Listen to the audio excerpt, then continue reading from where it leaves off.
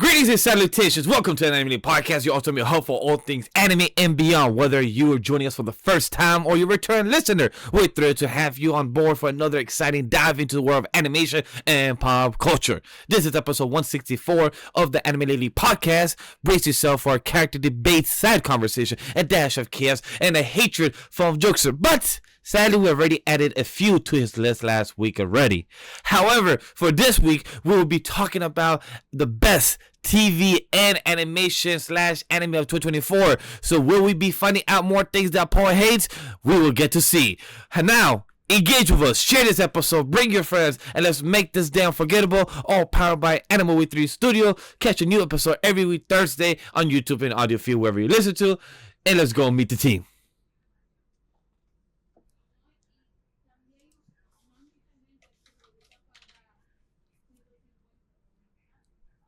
As yourself. What the fuck? What the fuck means as yourself? You have one job, Ash. As your boy, Love and Peace, Legend Divash is here to dominate the world with long title series and vampires. Go watch Castlevania or Nocturne. The new season has dropped on this Thursday, the day you're watching this episode of Anime Lately Podcast. Your host here, and let's meet the team. Who's to go first? Let's go with Crash. Hey, it's your boy, Crash, aka the Hispanic Assassin, beating asses, throwing my haters all the smoke, and doing a little bit of trolling my hot anime takes. What's good? It's your boy Jokester, and Fortnite, you bankrupted me. Please, please calm down. And we have a returning guest that she like us if enough to comment back the following week. She said, hey, I enjoyed talking about 2024 with ya. Let me come back and talk about anime and indie stuff and more television stuff. We have our special guest, Neko-chan here. Hey, it's me, Neko, and I like anything and everything. And yeah, I'm just, again, here for the chaos. And heck yeah. Apparently not Aiko. As long as you like country music, right? Right. Yeah. We don't talk about Aiko here. So if any of you have seen Aiko, don't tell me. It's not that bad.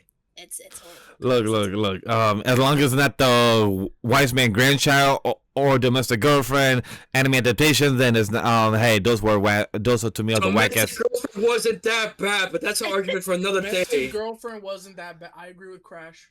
Well, that's the first. That's the first there. All of y'all agree with Crash for the first time. Great to that, sir. Thank you. Wait. Do we agree with the vegetable winning? Because I do. What? You agree with the? Yeah.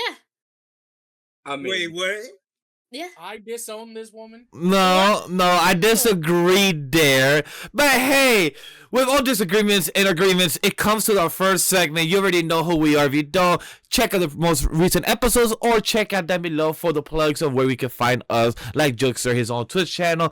Like Neko-chan, her own Twitch channel and content as well. And we appreciate for everyone coming here to like and subscribe and check out the Anime Podcast where we talk about pop culture, animation, and many topics. Or we do a bit of mini reviews of other said series, like we'll be doing much later in this episode and future that we already have planned for the month of February, so stay tuned for that. For this episode, main topic is the best of 2024 of television and / animation and anime itself. So we'll be talking about what was our favorites, what was the worst, so check that out for the time codes down below in the description. So without further ado, let's jump into the first segment, and it's the Weebs Lounge. It's discussing the personal updates of the latest media that we have consumed. So we're here to discuss what we've been enjoying over the past week. It could be the winter season, it could be the newest TV show that air, or the things that we have checked out, want to talk about life. So pour a virtual cup of drink of your choice, settle in, let's connect on a personal side of the journey and the media that we've been keeping us entertained. So I'm gonna pass it first to Neko-chan. What have you been enjoying recently or this winter season? Are you watching a good type of 32 animes like I am and asking myself why? No, luckily, usually I do, but no, this season I've limited myself to 19. Clap for me, clap.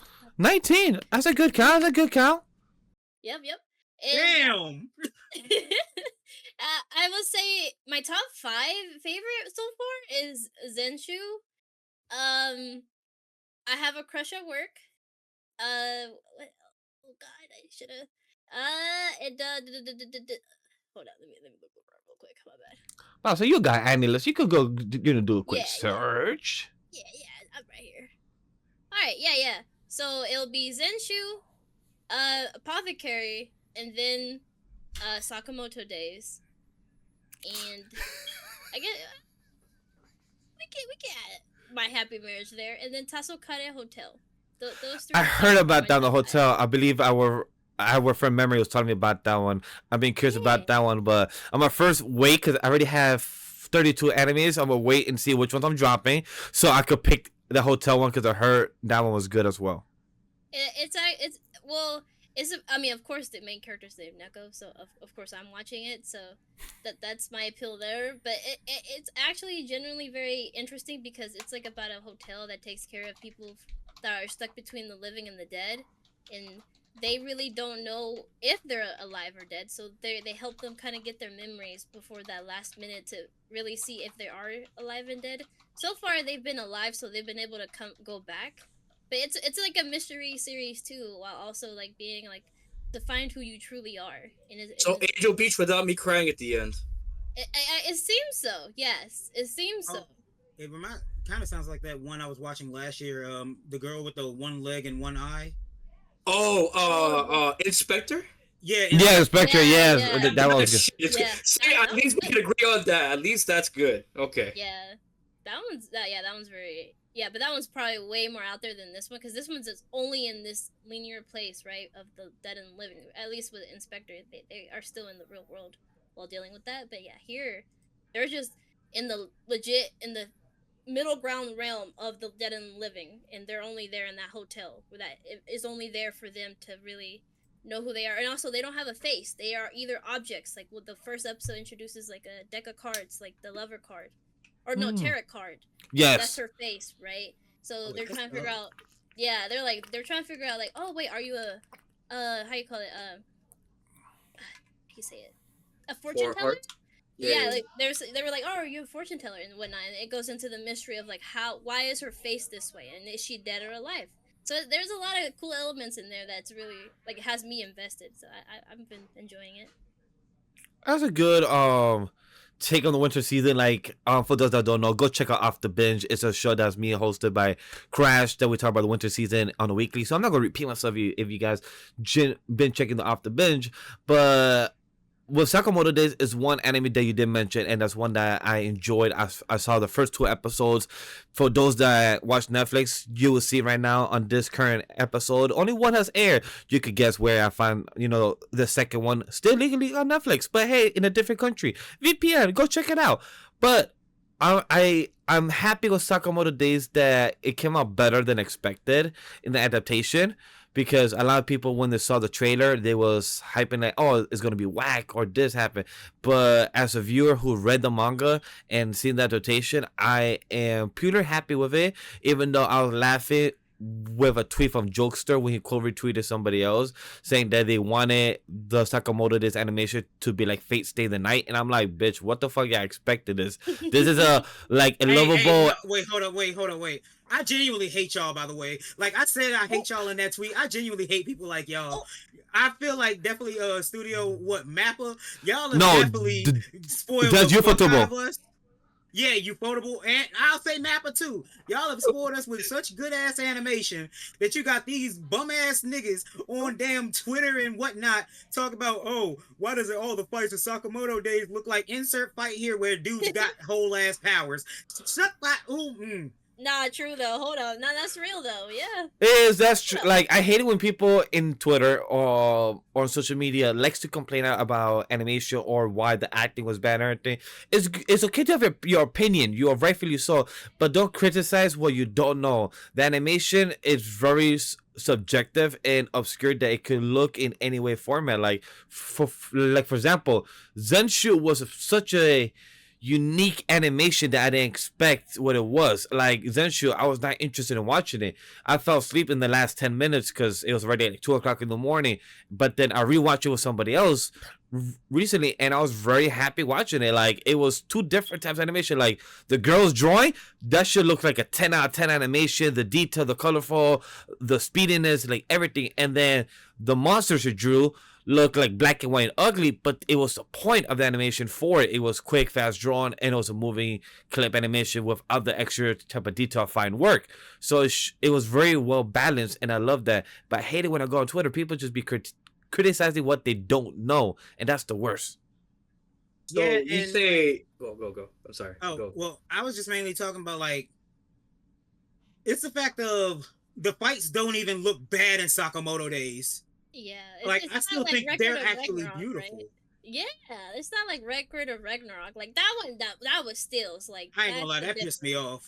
Man, Like, that got me It ain't angry. like 7 deadly I frames didn't out see here. why people were talking shit about that. It wasn't half bad, honestly, but it was worth watching, to say the least. Honestly, I can't wait for season 3 whenever we get that next fight with I forgot who it was. It was the Chinese guy against somebody else. I don't know. Oh, who I'm the sorry. guy was. I dropped Record Ragnarok once. I saw in episode 4 or 5 when Loki, or I forgot who it was, they had a slideshow like the dead ass animation was like a PowerPoint. I'm like, nah, you dead ass. I'm gonna go read it. I dead ass went to the manga. I haven't picked it up since like chapter 11 or 12, but I just couldn't. I couldn't. You're telling me one of my favorite things to read as a kid was the Percy Jackson book, the Greek mythologies, the mythos of these things. And you're telling me that you're going to give me this type of adaptation of overpowered guys that look like they're about to give martial arts skills and look this bad? Nah, I'm sorry. I couldn't. So going back to what you said, Vash, real quick, you were talking about, you don't judge people based on their opinions. So I think it's perfect to say here at this point in time where I can talk about my opinion with Sakamoto Days, where it generally is good, but I personally think it's highly overrated. I don't see why people are going crazy over it. It's good. I can't wait for the story to get better, but that's about it. I don't see what everybody else think. I can tell you why. It's Fat John Wick. Yeah, it is. That is why people love it. I personally relate to it in a sense because the Hispanic assassin. You have a guy who gave up. He gave up being an assassin for his girl and his child. I've been there for sure, but I mean, like that's it. Like I think I'm getting too ahead of myself, and I think I'm just like maybe I'm jumping the gun. Wait for more action sequences. Wait to see where the story goes. But so far, I think it's a good story. I don't think it's great. I think it's a good story. I'm not talking about how you're impatient. So yeah. But right now I'm just I don't see what everybody else is saying. I will just say it's good. I don't think it's all that. That's all. That's fair. I think even like anime original people are saying that, right? Like they're like, "Oh, okay, I'm hyped because they've heard good things." I don't think I think what you're hearing the hype from is manga readers, where they're very hyped for what's coming. Because the original fans are just hyped as much as the manga fans because of what they've heard, right? Of what they've seen even on Twitter or whatnot or anywhere, right? So they're very. I'm guessing the anime original people are just very excited themselves. So they're just waiting for what the manga readers are talking about. They're like, "Whoa, okay, I've heard for years that the manga readers are over here gassing this up every week." I'm guessing like next to JJK and whatever, right? And like they're like, okay, now that it's here, let's see how it goes. Even though it came with controversy of being like, oh, it's not gonna be animated as well as like JJK or like other Jump series stuff that came out. So I generally heard about that, and I didn't think the animation was too bad either. Like for being on Netflix, it didn't look half bad to me. I didn't see what the problem was. It's not bad at all. It's not bad at all. I don't see why people are hating on it still. Yeah, I don't get it. And plus the opening was fine. Like I really loved the opening, how it's doing the SA like around the city, around the town. That's really original idea. Like not like original concept because it's been used before, but like just being unique in its own way of doing the Sakamoto Days. And I just love the concept. Like Jokes said about the old John Wick. I haven't hyped up to anybody. I'm just excited to see it because I love the arcs we're gonna get later. The whole carnival arc that we're gonna get, I think by episode 4, and then we're gonna get next to the assassin organization that we're gonna get later. The girl that looks like a nun. That shit gets me fucking hype. It's like, and that bitch is crazy. Like, and she will murder like a fly if you're nearby. She slices a whole bus. But I'm not hyping it to me right now. It's just because we're talking about the topic. But I will not hype it to anybody because we don't know how the adaptation will be yet. Right now, from first 2 episodes I've seen, it's been good. Quickness or smoothness. They did change a couple things in episode 2, but it's because Japan is producing it and a few characters were Chinese. And I understand, Japan likes to be bitchy about those things, but I'm not too mad about it. Okay. So as an anime only, I'm gonna just put this out there. I don't know why people like care about the animation so much. The animation was alright. Like there was nothing bad about the animation. What they should be talking about is how it used My Hero's OST in the first couple minutes of the first episode, and nobody talked about that. No one else heard you say run, cause I did. We were, Right. There was you say run in the first. Right. Alright. It was you say You run, know- bro. You watch bring the that up. first minute of that episode, it's you say run. so Straight up you say run. It's not familiar, but I appreciate- because I was trying to focus more on the animation. So I appreciate our wise men bringing it up because me and him watch it. We immediately noticed it. For those that know, the composer of My Hero Academia that's been on for so many years, Yuki, I can't remember his last name, but he's also on this one on Sakamoto Days. So it makes sense why he reused a bit of the same type of similar beat on this episode of his. All I'm saying is me and Vash watching that episode, I had to pause it and pull up You Say Run and listen to them side by side. It's the same. Yes, Jokester, it was the exact same. It was literally like the first 25 seconds. You That's know those fucking memes? hilarious, Hey, you I'm can not gonna copy lie. my homework but change it so they don't know. They didn't change it. But is it copying the homework? Is it really copying the homework when it's the same composer? Like, he's copying his own homework. It's not really a big deal. It's his own homework, but everyone's talking about the animation. I'm over here like, bro, they're using My Hero soundtrack. We don't talk about Look, that. I'm not no? mad about it because one, it's from the same editor, Shueisha, Shonen Jump. They're all under the same house. I'm not sure if it's the same producers, but it's the same composer. So same composers, same company. I'm not too mad. If there's like a whole different company and a whole different composer, I'll be like, is this legal? Is this legal? But when it's the same composer doing it, I'm like, all right, you do your homework. It's okay. I'm just saying, It's a if tad people different. want you a know? reason to complain, it's there, okay? No, I get that. I mean, me personally, if I really were looking into it, I'd give it a loss of points, but because I really didn't care for the soundtrack for the first episode, even for the second, I think I would look for the other way for now, because like everyone's saying, it's still too early to get, like, to judge it so hard, but I think we should just let it keep playing and see how it ends up before we really give it, like, a solid review. The soundtrack is so fun though. Like Yes. and when he's fighting, it says like his name, like Sakamoto. And there's like other like tracks that Mashal does. Like it reminded me of Mashal. Like when Mashal has like the DJ music in the back or whatever. It's like it makes the scene more elevated and it's just goofier. Like it's like very serious, right, with how the fight scenes go, but it makes it like an extra layer of like just goofiness, like to show you how ridiculous it is that this fat assassin is getting in there beating these people up. It is insane. With chopsticks, sir? With a gumdrop? Like, or what?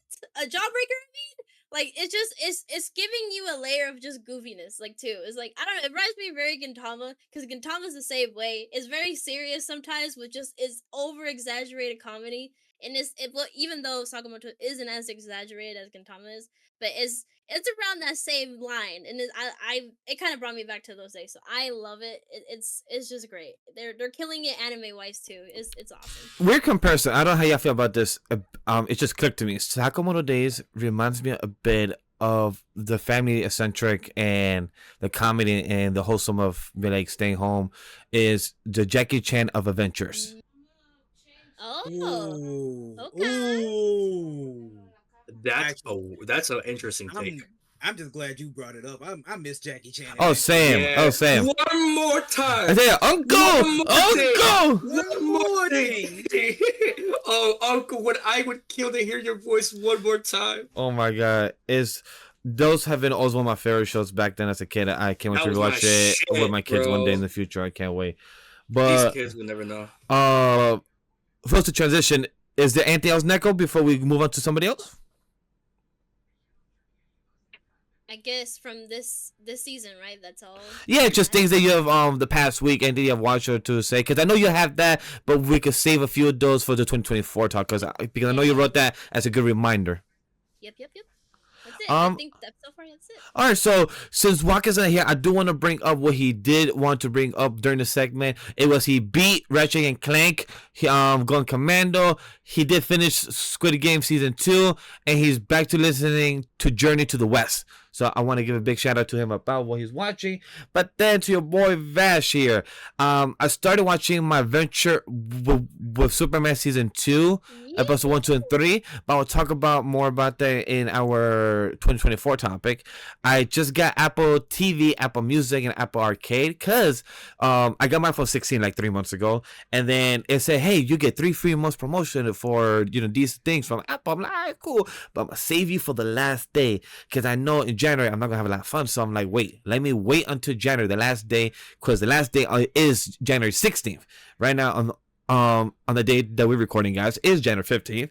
So I'm like, you know what? The smartest thing, I'm gonna wait for the last day, get those free membership. Now I have Apple TV to watch a few series. One is that Neko-chan also has told me about is, I believe it's called Essence or Severance. Severance. So that's one of the shows that I'm gonna go check out because now I have it for 3 months, and also the new episodes come out next month. So I'm like, perfect timing.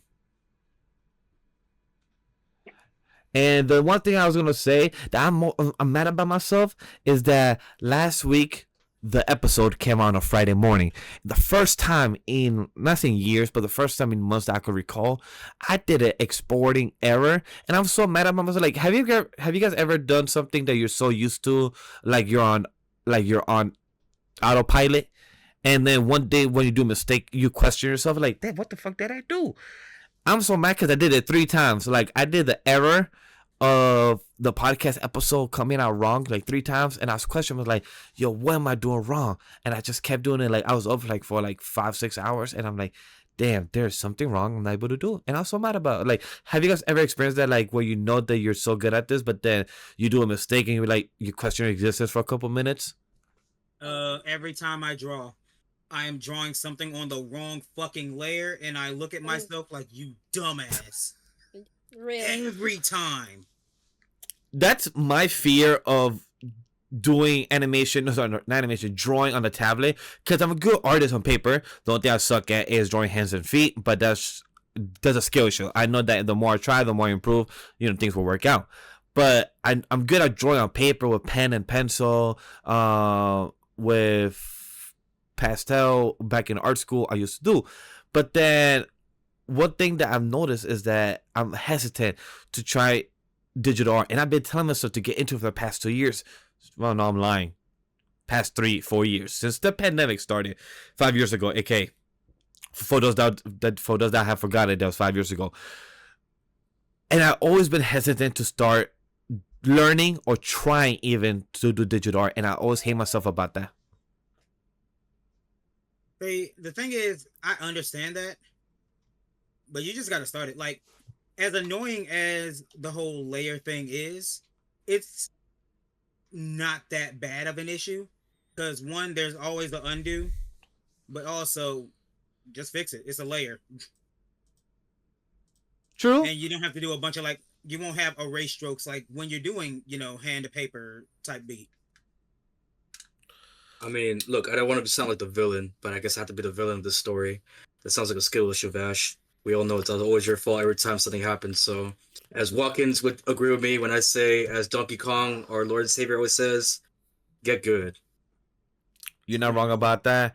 But yeah, I do plan, this is my year to tell myself, all right, cool. Do I need to do launch the things I gotta do that I've been on the projects? I'm finally getting them over. I'm animation, drawing has to be on the front and priority. That's what I keep telling myself this year. So that's something that off topic, but yeah, that's something that's one of my goals. But I'm glad I did an error because now I know that there's still things to improve, and there's things that to know that I'm not always going to be perfect. So it was a nice refresher to know, hey, I made a mistake, even though I was mad at myself and did it 3 times. I learned it. I see where I messed up. It was a little slight error, and then I got it fixed. Yeah. I can tell you now, most artists go through the phase of, I love drawing. I'm about to draw. Oh, I'm drawing. I hate drawing. Still draws. Yeah, basically. Love-hate relationship. That's understandable. Also, I just want to say congrats to myself for this winter season. I know I said it off the bench, but I want to say again that I'm happy that since last fall season, I started watching 14-15 of those shows of anime in that season. And in this one winter, it's been hitting a lot of fucking rom-coms. I never expected to have so many fucking rom-coms. Thank God. And we have 32 animes, maybe 35 max I'll be watching. Maybe there's a few already I have an idea I'll be dropping, so I'm very glad about that. But I'm very proud of myself because I used to react to 20 animes weekly 4, 5, 6 years ago with my old co-partner, and I used to watch and react and post like 5 YouTube content a day. And now, right now, I'm glad I'm only doing reviewing, because imagine if I actually reacted to Dr. Stone. Like, the only animes out of the 32 that if I did reactions for is fucking Solo Leveling Season 2. That's the most excited.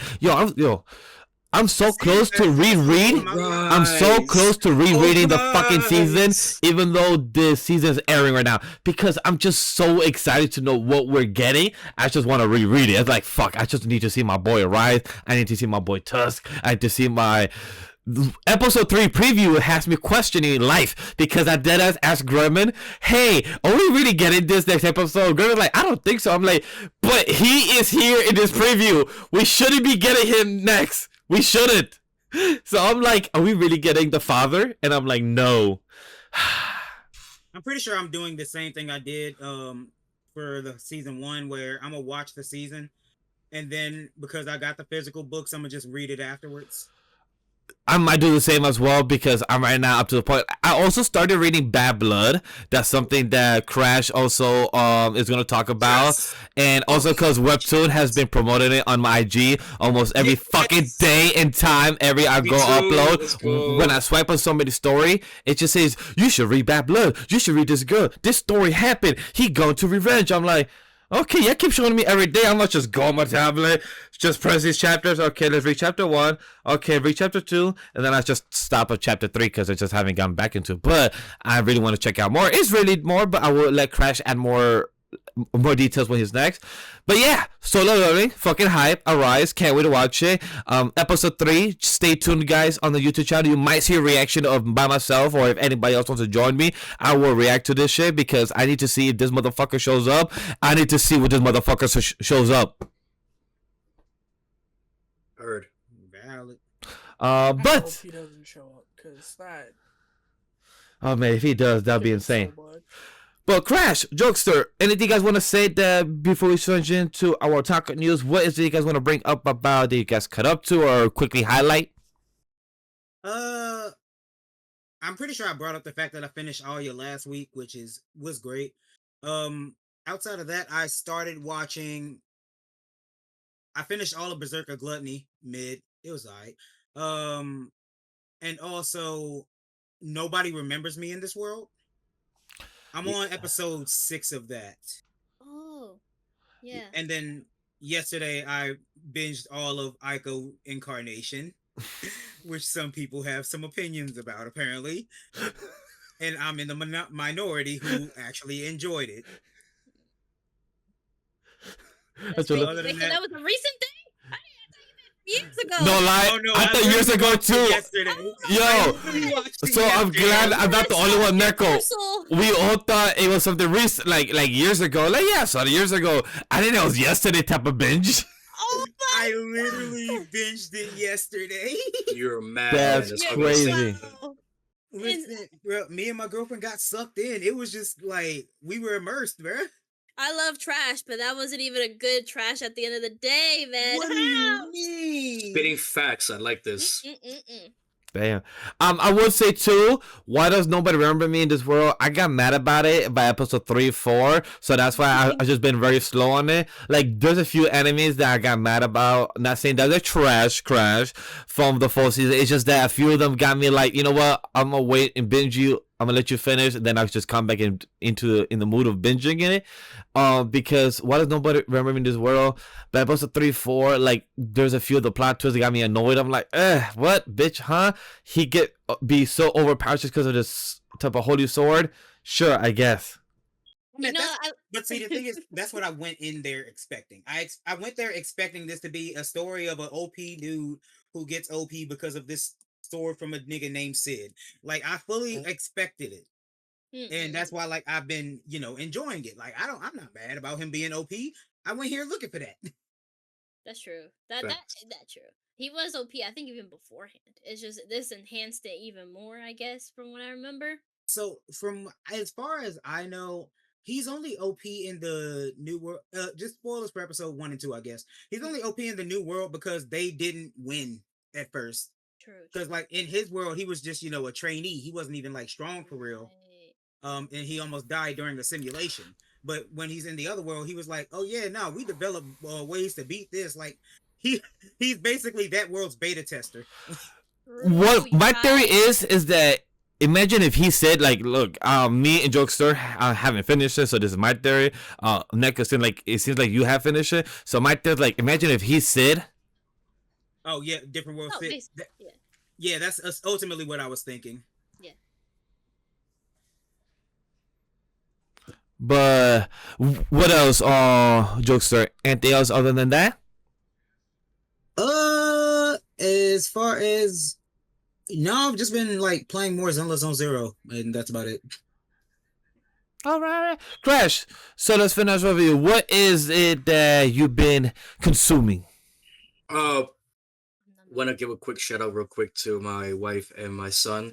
They were sick in the beginning of the year, but thank God they've been getting better through medicine. So I want to give them a good shout out. I'm glad that everything is in good health with them, and I hope for everybody else listen to the podcast and to my co-host as well too, whoever is feeling down, with the sick weather we're having, that they feel better and everything goes well for them. Me personally, I've been just on my grind set this year, working really hard, catching up on some seasonal animes and TV shows, mangas, and video games. Your boy's been doing everything he can since everything has been a little slow in January. So I have to give another shout out to my wife as well too. She, thank God, is watching My Happy Marriage season 1. We were able to binge some of it, and she watched the rest on her own. She watched some of it subbed and continued to watch the rest dubbed. I think the dub was fine. I was listening to the voice actors and actresses. I think they did a phenomenal job. I didn't think it was a problem with it. She is now up to date. We plan to watch episode 2 together. So stay tuned for Off the Binge for that. And she didn't see episode 2 on her own? We have yet to know. I will let you guys know in the next episode of Off the Binge or on the Anime Lately podcast if that's true or not. Because if it is, then unfortunately, I guess I'm gonna have to watch the Apothecary Diaries season 2 by myself. To that, I'm also reading a manga that Vash spoke about, Bad Bone Blood. It is a manga that has released on Webtoons. I have been slacking really badly on my manga. I have been catching up with some other ones. I can't name some of them because they're really long, but this one specifically came up on my social media. I started reading it, and let me tell you, if you're looking for a good, They're watching us. They know like these guys are content creators. We should promote it to these people. They're consumers of web to promote it. They're watching us. If you like action, and there is a lot of action, a lot of moments where potentially death may happen, cybernetics, androids, and a dystopian future, pretty much, where you have to figure out where does your loyalty lie with the country, the people that you follow, or your own self with your morals and what you personally believe in to be the good person. It is very, very, very tough, figure that out when you're all on your own in that kind of scenario. But it also makes you think too, do I fight for my people or do I fight for the people that I live with? And I highly recommend it to anybody. It currently has 9 chapters for free.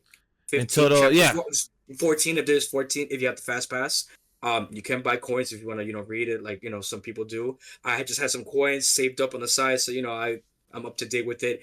It is really nice. It's really fire. There's a character, I forgot her name. I was trying to look it up real quick. I couldn't. Is Selita? Engineer girl. I think Selita. Yes, Alita, the engineer girl. I think this is gonna get really interesting. If you guys want to have a There's reference of who she is, think of it of the girl from My Hero Academia, the one that is a costume designer, or I think like the engineer. I forgot her name.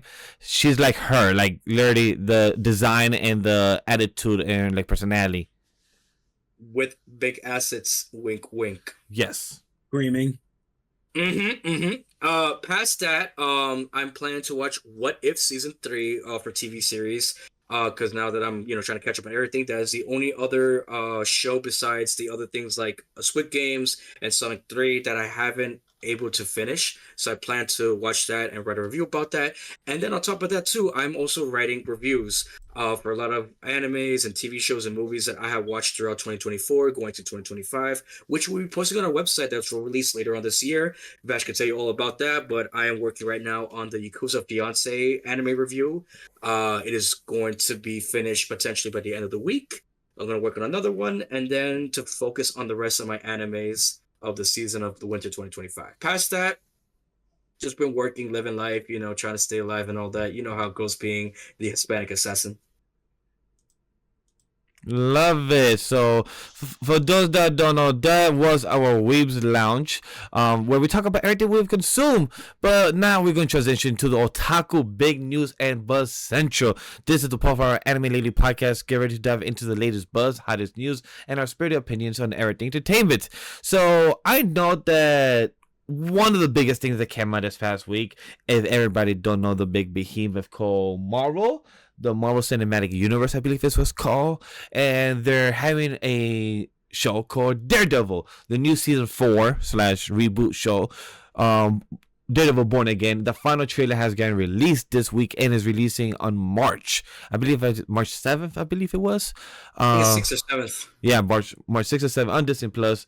And the question is, has anybody seen this trailer, and are you excited for Daredevil? And I'm gonna pass it first to Neko, because I know she's told us behind off air, she said that she haven't seen the show. So are you gonna watch this, or are you gonna binge Daredevil, catch up to the Netflix series of season 1, 2, 3? Have you heard of it? Why have you not watched it? What's wrong with you? ¿Qué pasó? Okay. The thing is, when did it come out? That's the thing. Was it around? When did it come out? Daredevil? God, like 2015, 2016. No, I was in high school, so 2014, maybe 2013. I gotta look it up now. Okay. See, This was in Netflix. This was peak Netflix when Marvel was actually cooking with their TV shows. This came out April 10th, 2015. Yeah, that wasn't that far off. I was like borderline college at that point in time. So 2010, 2015, you said? No, April 10th. No. April 10th, 2015. April 10th. Okay. See, around that time, I was dabbling in Marvel. I was an obsessed Iron Man fan, but I didn't hear about the shows like that until like recent, like 2017, 18, really. So that's why at that time I did hear about it, but I was like, I was kind of like a hater too at the time. So I was like, never. When? So look, a hater for Marvel? A hater for Marvel? Look, what did they do to you? I was being petty because I think it wasn't around that time. I was thinking the Silver War was happening. I think I don't know. I just know I had a little rebellious phase. Oh, wait. I grew up with Marvel, but was it because of Captain America versus Iron Man, like that movie? Yeah. And you was an Iron Man fan. I was, so I was being petty. Yeah. I was being petty. So wait, hold up. Am I finding out for that fight of Captain America versus Captain America versus Iron Man? We're all 3 Iron Man people here and 1 Captain America? Team Iron Man, yeah. Captain America all day. I'm sorry. So yeah, so we have 3 Iron Man. We have Jokester, Crash. Jokester, Vash, and Neko. We are Iron Man, and we have Crash as Captain America. Gremlin, are you still here? Wow, you're alone. Well, who are you? I don't care. Captain America, Iron Man. They gotta choose what I'm asking. Captain America or Iron Man during that movie of the MCU version. See, they're both right, but I think. Which one did he lean over to? I think I like Tony better. Tony? We got 4-1. We got 4-1. That's fine. Like I said, I don't mind being the villain of the story. Someone has to be, and I don't mind being the hater for today's story. Hear me out. I think Tony just made more sense because, like, Bucky did so much Bucky bad killed his stuff. father and mother. They deserved it. But anyways, it's a different story for a different time. Insanity. Yeah, and Hold on. I'm here for it, ladies and gentlemen. I am here for it. But anyways, What did they do to you? nothing. I just, like I said, I'm the villain of the story. Captain America knew, and that was his boy. And if your boy had to hell a secret like that, you gotta do what you gotta do. You know what I'm saying? Bucky for life. I Bucky don't know for about life. all that, bro. That's insane, bro. I think there's a point in Insane, bro. time when even if you're his boy, you gotta call him out on his shit. Yeah. You That's know? like I said. That's your takes. I said mine. I regret nothing. Captain America for life. Let's do this. I'm a Insane, rebellious bro. man. Well, so Well, y'all already know I hate Steve Rogers, so Yes. Yeah, we know that, I right? was gonna say already. yeah, we know that already. So, Neko, so you said that you didn't get to see Daredevil and everything because you had a hatred towards Captain America Marvel because you was on the side of Iron Man. So that led you over to have like a hate train. Is that what you're saying? Basically, I didn't watch a lot of Marvel stuff during that time because of all that. So I watched even Thor late and other stuff like really kind of late. And even recently, I've been like trying to catch up to everything. So yeah, and I heard about the new Daredevil coming out, and then when he showed up in Endgame, I think, or Infinity War, I was like, everyone's like, "Oh my God, it's Daredevil!" I'm like, "Huh? Who, No, you're talking about who's that?" Spider-Man. I think is it Far From Oh, Home? Far From No, Home, yeah, you're no, right, you're no right. way home, no way home. No Way Home. No Way okay. Home. Yeah, No That's Way what Home. it was. You're right. So because he was his lawyer. You're Yeah, right, he's a you're right. lawyer. Yeah, I you're right. screamed Right. so hard in the movie theater, my girl almost slapped the shit out of me. She's like, "Why you scream so loud?" I'm like, "No, you don't get to say nothing to me. You didn't watch this shit with me. You The weren't two- there the OG times when I was young." That was I was so hyped seeing Matt Murdock back in New York City, fucking going fighting for Damn. Spider-Man's So- future. funny I enough. remember the movie. When I remember the movie. Wait, what happened? What did you just I remember say? the movie with Matt Murdock, bro, back in the day. It was so good seeing him back in a TV show. I'm screaming. Oh, you're screaming. Well- Oh, you're talking about the old version. Okay. Yeah, I'm talking about the old version when he dated Elektra. Oh yeah. Yeah.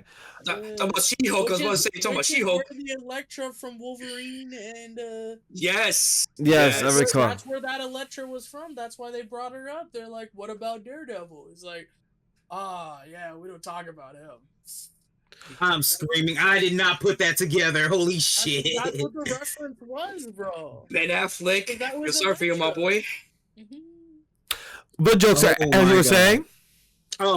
So I never watched the Daredevil series because I didn't have a Netflix account, right? Oh. Fair. And I still don't have one, but You have Disney Plus? my sister does. So because It's on they're Disney Plus because now, a transition. yeah, it's on Disney Plus. Everything Marvel related is on Disney Plus except a few of the Spider-Man films, but they're all there. Okay. But yeah, because I never saw it, I didn't know if that was Daredevil, like until I saw the glasses and I was like, hold the fuck up. Red glass, is that Matt? Is that fucking Matt? And then he caught the fucking brick. I was like, oh, that's my nigga. Yes. That was cool. That was. So I ain't gonna lie, I screamed when I saw him catch that brick. Everyone in the theaters was going so hard to say, Oh. yo! That was like, It was yeah. him and Andrew Garfield, the two that got me hyped the most. That man, Yeah. he was Oh, there. me too, Oh, me y'all too. wanna know a funny thing? I hated Andrew Garfield until this year. Wow. As this year What 2025 made you bring it back or around? is this year 2024? 2024. What brought it around? What made you switch around to the? His head grew into his body. Okay, dang. Okay. So you didn't even like his appearance. Not even, you know, his personality or anything. You just his appearance. I'm about to say that man is such a Here's the beautiful thing. soul. He has such a kind So, heart. For Here's those the thing that about me. Once I Oh, find yeah, a reason to right. not like somebody, I forgot that who will you were. basically cloud my entire judgment of that Oh person. my god, I gotta forgot. ask this. I gotta ask this. I forgot who you What's were. popping? What did we think about the whole? Did anyone watch? What is it? Hulk Girl? What was that called? She-Hulk. She-Hulk. She-Hulk. Yeah. What did everyone think about Matt Murdock and her? I have mixed feelings on it, and I do not want to start an argument here. But let's just say, for the sake of argument, it is what She-Hulk it be is. It fucking, bro. happened. She hope be fucking. Yeah, I'm about to say, she has- the best character in She-Hulk. That's what I'm wondering. Look, she's for the streets. She's 100% for the streets. No one can argue me on this because it is in the comments. Look, I get it. It's whatever. They try to make it as a joke. Nobody found it funny. This could become a whole, like, sexist thing with, is it funny, really? And honestly, it's whatever. Okay, they smashed. Cool. He had the walk of shame, and that's it. I'm going to bring it up, in this new, upcoming series. Who knows? That would be very funny because, Karen and, Matt had a thing in season 2. So, if they bring it back, like, oh hey, are we still a thing? No, I had a fling, in California with She-Hulk. Oh, I don't know. That'd be funny to see, but past that, I give a fuck. I ain't doing no walk of shame after smashing She-Hulk, bro. Like, granted, I didn't like the show. She's still fine as hell. Well, Hold up. you're He didn't smash her. She smashed him. Let's get this straight. Once again, I'm not doing no walk of shame. She-Hulk can fuck me. To each their own. I'm about to say, if I'm fucking superhero and she's the whole version, hey, it is what it is. Hey, I don't blame you. This man is human. He has, hearing, abilities. That's it. You telling me she was soft with this man? Hold up as well. Wait, just saying, Daredevil just don't got hearing abilities. He has a few extra shit. Have you seen the people he be fighting and punching? He has a bit of extra super strength. Okay. He doesn't have. He's strong. He's strong. I'm about to say he doesn't have like Spider-Man or fucking who else has toxic powers? Captain America like super soldier strength, but Daredevil got his shit. Yeah. Listen, all I'm saying is he's him enough to handle that. That's all I gotta say. He's him enough to handle it. Look, I think Punisher could handle that for sure. I don't know about Daredevil, but he smashed at the end of the day. That's really it. I mean, Tony Stark is just human under that suit, and he smashed She-Hulk. Oh, I can't wait to hear about that in the upcoming, Fantastic Four movie. Maybe we might see that happening. Who knows? Who knows? But Fantastic Four, bro. Give me Johnny Storm back. Yes, I would love Johnny Storm. Johnny Storm has fucked everybody. Bro, yes. I need Johnny Storm and some Deadpool antics, or Johnny Storm and some And that's the thing, they also have gone through some antics they have in the comics, also in the animated shows of the Avengers are fantastic. They be doing their antics as well and just getting themselves in trouble as well. So I'd love to see that too happen. I want to see. see what happens with Tom Holland. Yeah, I was gonna say this Fantastic Four is a part of the MCU, right? Yes, correct. Yes. Oh wait, that means we can get the bromance. Ah! That's what I'm saying. Give me Spider-Man with one of his boyfriends, either Johnny Storm or freaking Deadpool. Put them in the same universe. Let me have that. I don't think we did talk about this on the animated podcast since it came out when I don't think we did record that time. How do we feel about Pedro Pascal being Mr. Fantastic? Jim from The Office, what's his name? John Krakowski, whatever. Yeah. I'm butchering his last name. He was robbed of that fucking role. I feel so bad. Me too. I don't know if they dropped him because he's just trash or whatever the fuck the reason was. He would have done a perfect Fantastic Four. The fact that we only saw him for 5 fucking seconds in fucking Doctor Strange and the Multiverse of Madness, which that's a whole other mid movie, by the way. I'm not even getting into that. But the fact we only saw him for fucking 5 seconds in that bitch got me so heated because I've been waiting fucking years for a good Fantastic Four movie. The only decent one, and again, I had mad arguments with a lot of people with this, was the one with, Jessica Alba and the original Fantastic Four movie. Yo, Dr. Doom. So, yeah, those were the only good. What's wrong? You didn't like Fan 4 Stick? Never watched it. Never heard of it. I did see it once, yo. I actually did see it, and I did like Michael B. Jordan as Johnny. The thing was ugly as hell. I didn't mind whatever his name was. As Reed Richards, I didn't mind it. It wasn't great, but I didn't mind it. I know he would have gotten better, but I didn't mind it. It wasn't great. I feel like Pedro Pascal, just as much as I think he's a great actor, yes, I don't think he fits for Mr. Fantastic. He don't. I think he'd be better as Johnny Storm. Pedro Pascal? No. Really? Wait, yes. I'm about to say, have you? If I'm picking between Mr. Fantastic or Johnny Storm, I'd say he's better as Johnny Storm, not Mr. Fantastic. I'm about to say, Pedro Pascal is a flirtatious dude. He's very sweet. In a lot of the movies he does, he has a charming personality. He has that sweet charm. So I can see him as Johnny Storm. But the thing is, Johnny Storm doesn't give me like sweet type of riz. He gives me like sleazy type of riz. Yeah, you're right. I'm an asshole, but like you know me as an asshole, and I can get away with it kind of way. Look, I would not mind if Chris Evans reprised that role. I would not mind it. I love him as Mr. Fan. My favorite thing that I still do, even to my girl, I be doing this like, yo, the fire. I be doing that same scene to my girl, the fire, where he just got his powers, and he was like, oh shit. And I could just be a sweet talker. He's like, yo, I got a flame on power. I'm gonna still get this nice car. He took that advantage where he did the fucking motorcycle shit. I like that Johnny Storm. He was dope. So you guys don't know, and I had told my girl, she started freaking out. I will tell it to you guys. It is already been announced for those chat who has not been paying attention with Marvel, and for you guys who may or may not know, Chris Evans has a reprise of a secret role in Avengers: Secret Wars for 2026. So stay tuned. Will he come back as Captain America? Johnny Storm? Who knows? You know what? We're Who getting knows? Just know. See, listen, if this is it's gonna be a anybody but very- Steve Rogers, I don't care. Just know we're gonna have Really? a very You don't care if he interesting came back as movie Johnny in Storm? 2026. Oh well, no, I mean, if it is Steve Rogers, I don't care because Yeah, I agree. He hates Captain America. Remember? I mean, okay, I don't mind Steve Rogers, but I do kind of hate that they look. The Falcon is cool. Why didn't they give the shield to Bucky? They do in the comics. You- They we do gotta switch wait it for- at we gotta- times. In the comics, Yeah. they both got it. I understand that. I don't got a problem with that. I feel like they're going to give it to him later. Look, so we have Thunderbolts. I feel like there's more developing things happening for Bucky that may potentially give him the shield. I feel like Marvel's cooking with his story. I'm gonna wait and see. Yes, I agree. There's time for Bucky. There, we may have the chance. I'm gonna see where it goes with Falcon. I'm not disappointed that he has it. You know that whole show. You know the Falcon and the Winter Soldier. At its point in time, its release was very controversial.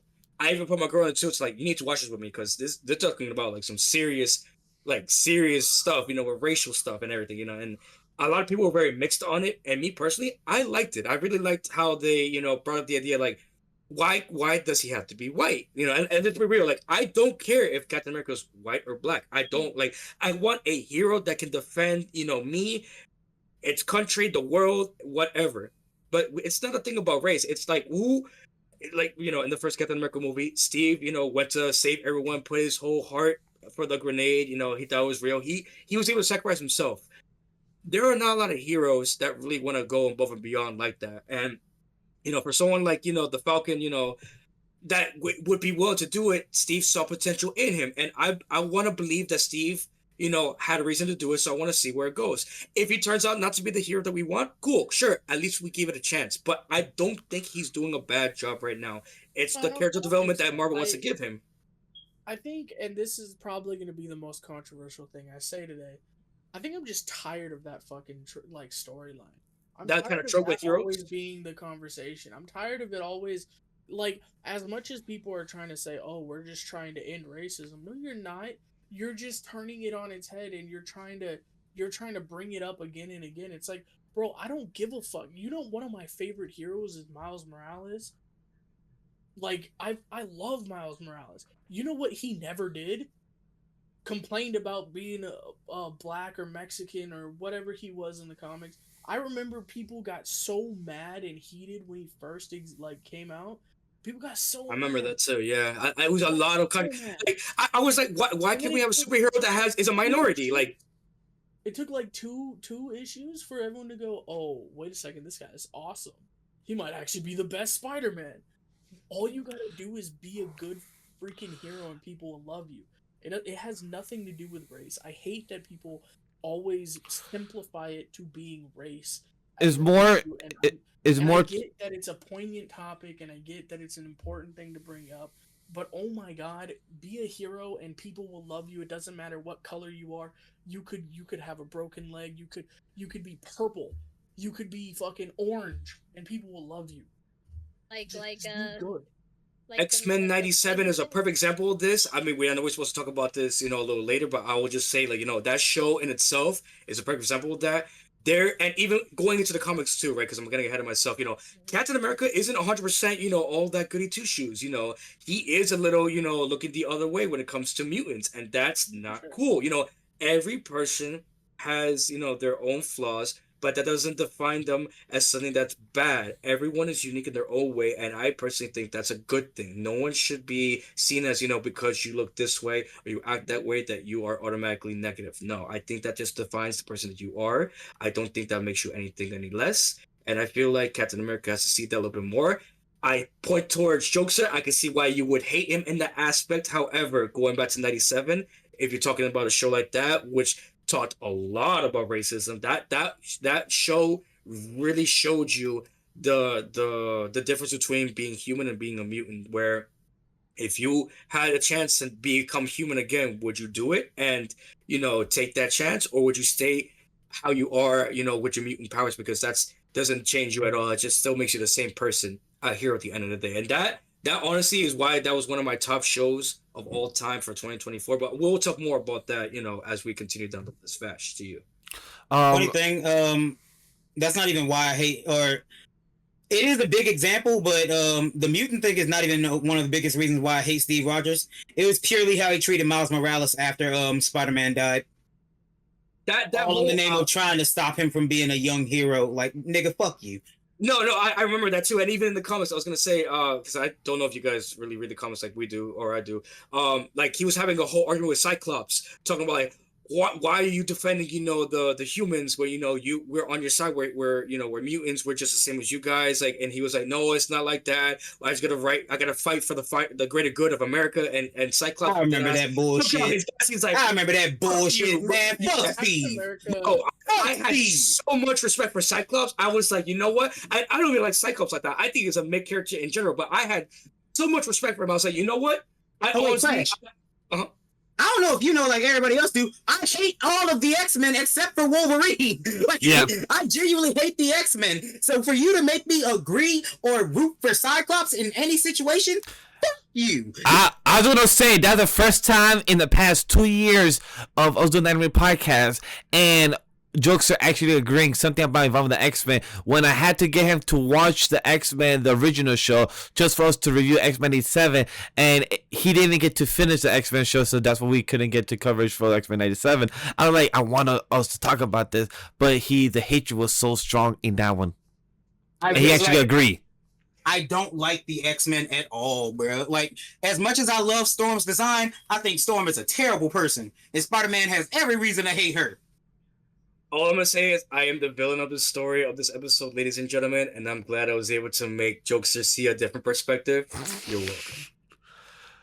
Hey Neko, what's your perspective on the X-Men? Because I'm curious about it. Because you spoke about Marvel, you spoke about Daredevil, still involving the Marvel conversation. So, we're bringing it back into the context as well. Because do you also enjoy the X-Men, or do you also haven't seen them or seen much of them, or do you also hate them like you do for, Captain America as well? I grew up with X-Men. I just remember enjoying the films. I never had like a big opinion on them, like saying like, oh, I hate any of the characters. Because from what I remember, no, I really enjoyed all the characters. Of course, Wolverine, but I don't know. Maybe at some points I was frustrated, but overall, I don't remember having such a bad memory of them. So when I watched Wolverine and Deadpool, it kind of made me flash back to a lot of those moments. I was like, man, maybe I should rewatch X-Men too, to be honest, because I did enjoy those films. I did. So I don't know. I enjoyed it. Great characters in there. I just remember having a good time with X-Men. X-Men is like a lot of really memorable to me because of me and my dad used to watch it all the time. So yeah, we. Have you ever watched terrible people? Have you ever watched the X-Men animated series or X-Men 97, the one that came out last year? No, I've been wanting to watch that. I did watch the old school, like a little bit, not like that. But that's why I do want to watch that one to watch this new one. But I didn't know if I could watch it without watching the old one. Watching the old one will help. I do recommend it to watch the old one. It will help learn the grander stories, and you could take your time with the old one because you could do like 6 episodes or every 4 episodes, because every 4 episodes is like a story arc that they adapt from the comics into the animation. I could say you could skip the last season of the animated one because they sold that to like a different animation studio. It was so the animation changed, it kind of dropped, and the story was only like 10 episodes less. You could just need to watch the last episode of the last season because that's what shows us to X-Men 97. Okay, because I heard really great things about 97, so I yes, want to see it. I haven't watched it yet fully because I want to watch it with the full team and everything. But I will get to it. But if anything, we could watch X-Men the original. All that's missing on my end is the last one. I know. Jokester, have you finished it as well, or you was missing the last one as well? Of course, he didn't watch. No. He did watch it. He just didn't get to finish the original, right? No, I didn't. Wait, you didn't start it? I think you did. I think you said you did start it. No, I didn't finish it. Oh, you did finish it, but well, you have like two seasons left, right? Yeah. Hey, I'm down for a Watch whole- party. Well, for me, it's a start of the series, but for you guys, like a rewatch in a way. Down. All I have for you, Neko, if you really want to look forward to it, is one word: Jubilee. She reminds me a lot of your character in that aspect. I think you really love her. You did DM me this character. I was like, who is this? I was thinking. You're gonna love her character arc and what okay. she brings to the team. You're definitely gonna love her after watching X-Men '97. And plus, Gambit is a fleur. He's a fleur. Oh my god! You Oh my know god! already. I was Oh hovering in my house on episode 4. I was like, I told everyone on the Discord, I was like, you guys, don't go to work. Drop everything. Even Marvel, as a troll, they had posted something on their social media where they're like, you watch this, you don't have to go to work for the day. I swear to God, I almost said this to my boss, for real. Because I watched this, and I was crying. I was like, this is peak Marvel. This is what I've been asking for all my life. Like I was like, who do I talk to? And because no one at the time, because I watched it first thing when it released on Disney Plus, nobody had watched it minus me. I was like, I can't talk about it on fucking social media. I can't talk to anybody about the Discord. Who do I talk to? I was like, fuck, god damn it. And I had to wait until it was finally able to talk about it. I was like, guys, this perfect. I could no words could describe how perfect season 1 was. I can't wait for season 2. I'm excited. After Deadpool and Wolverine, I was like, oh, this is Gambit? I've always heard about Gambit, but I've never really... I'm about to make a name for myself out here. Gambit has been my favorite X-Men forever. Yes. Oh, really? Nice. Gambit so Next to much. Wolverine, yes, he's my favorite too. I'm so excited to dive into that, because after that movie, I was like, oh, I'm in love with this guy. Like, he's awesome. Like, his powers too, brother. He's also, I think he's one of the very few actual was it X ranked? X-Force. X-Force. No. Like the ranking. He's one of the highest ranking X-Men. Omega level? Yeah, mega level. Yeah. Omega level, yeah. He's one of the few Omega level mutants. Yeah, it's him, Is- the Phoenix, Him, Phoenix, Storm. Storm's not Omega level. Storm is Omega yeah, level. she is. She is. Yeah. She's Omega level. Okay. All I'm gonna say to that, As soon as she learned how to take the breath out of niggas using her storm powers, Yeah. bruh. I believe. Yeah, that's true. You know what? You're right. I believe 'Cause, even Magneto, right, as well? Magneto is an Omega level mutant, yes. And then even Professor X, he's not Omega level. Yeah, he's not. Yeah. No. He's not. And people go, wait, he's not? Yeah, he's not. No. You're telling me that he is not? No, he's weak. What? Bro knows how to find the Omega people and find the people mutants. He's a good general. Like, he knows how to fight his troops. Like, that's how he knows how to do that. But when you essentially need a battery power station to use your fucking powers, are you really that useful? Yeah. That's a So, fact. all I was saying real X-Men. quick is Rogue and Yes. what was the other girl? Jean Grey for the streets, lady. Shame on you. Shame on you. I had so much respect for you back in the day. Shame on you. That's all I gotta say. If you know, you know. Most incarnations of Rogue is actually pretty faithful with their relationship to Gambit. Wait until you watch 97. That's all I'm gonna say. Shame on you, ladies. Oh dear God. Oh gosh. For the Yeah. streets. But Loyalty doesn't get you that far, huh? other than I do want to watch Daredevil, so I will do that this year. So hey.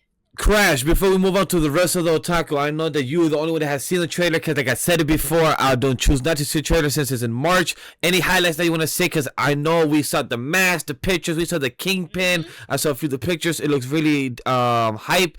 What is your quick thoughts of it before we move to the next news? Ladies and gentlemen, watching the podcast, lock in, because I'm going to say this shit real quick, and I'm going to say it real serious. You need to watch the original Daredevil to understand what's going on in this new series. You have to. If you do not watch season 3, you're going to be very confused with all these characters.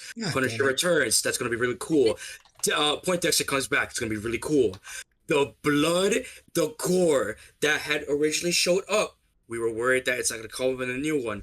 Oh boy, no, ladies and gentlemen, we are getting that shit back. You wanted rated R, motherfuckers. You're gonna get rated R in this bitch. I'm telling you, Disney cooking in this bitch. All right, we got Karen Page back in this bitch. We got the other guy. I didn't want to be mean, but the fat guy. I forgot his name because I don't care for him. I care for the romance. We're getting a lot of returning characters. His name is We have a Foggy. very interesting plot. What had happened, in the previous seasons, going now into forward now with this new segment of Born Again. Kingpin wants to be the mayor of New York City, and Daredevil had retired being a vigilante, but now might come back into the fray after finding out, suspecting forces of evil returning back to take over New York City. How will he be able to stop Kingpin and his people? Tune in to find out. All right, I say that's a good coverage of the Daredevil new trailer for coming out March. Go check that out, chat. Let's get to the anime news. It is the live action One Piece season 2 cast Rigo Sanchez as Dragon, Yanda Thomas as Igerman, and Jins Hiroyuki, hopefully I say his name right, for Ippo Matsu. That name doesn't sound familiar, so I'm gonna check that while we discuss it. And Miss Golden Week and Mark Penwell as Chess, and a few of the characters for the live action of One Piece. Rented Girlfriend season 4 has been announced, with a season 4 having 2 cores. Part 1 releasing in July, and the core 2 hasn't been announced yet. And then the third news, hold up. The third news is Komi Can't Communicate manga ends in 2 chapters. The manga debuted in 2016 with 2 anime seasons that has been released on Netflix. No news on where we are for when season 3 will be released, but we hope to hear some more news for the fans out there and who want to see for the manga adaptation. So I'm gonna go first with Jokester. Any of these 3 news hype are you for Rent a Girlfriend or One Piece? Because we will soon talk about it when season 2 comes out. We will be reviewing season 1. So don't worry, Jokester, you have time before we check it out. But are you excited for any of these news? Well, first off, don't ever ask me about no One Piece. Yeah, I'm watching it, but don't ever ask me about that. But what's the name? To all those Rent a Girlfriend fans, all four and a half of you out there, and then Crash. I pray y'all find love.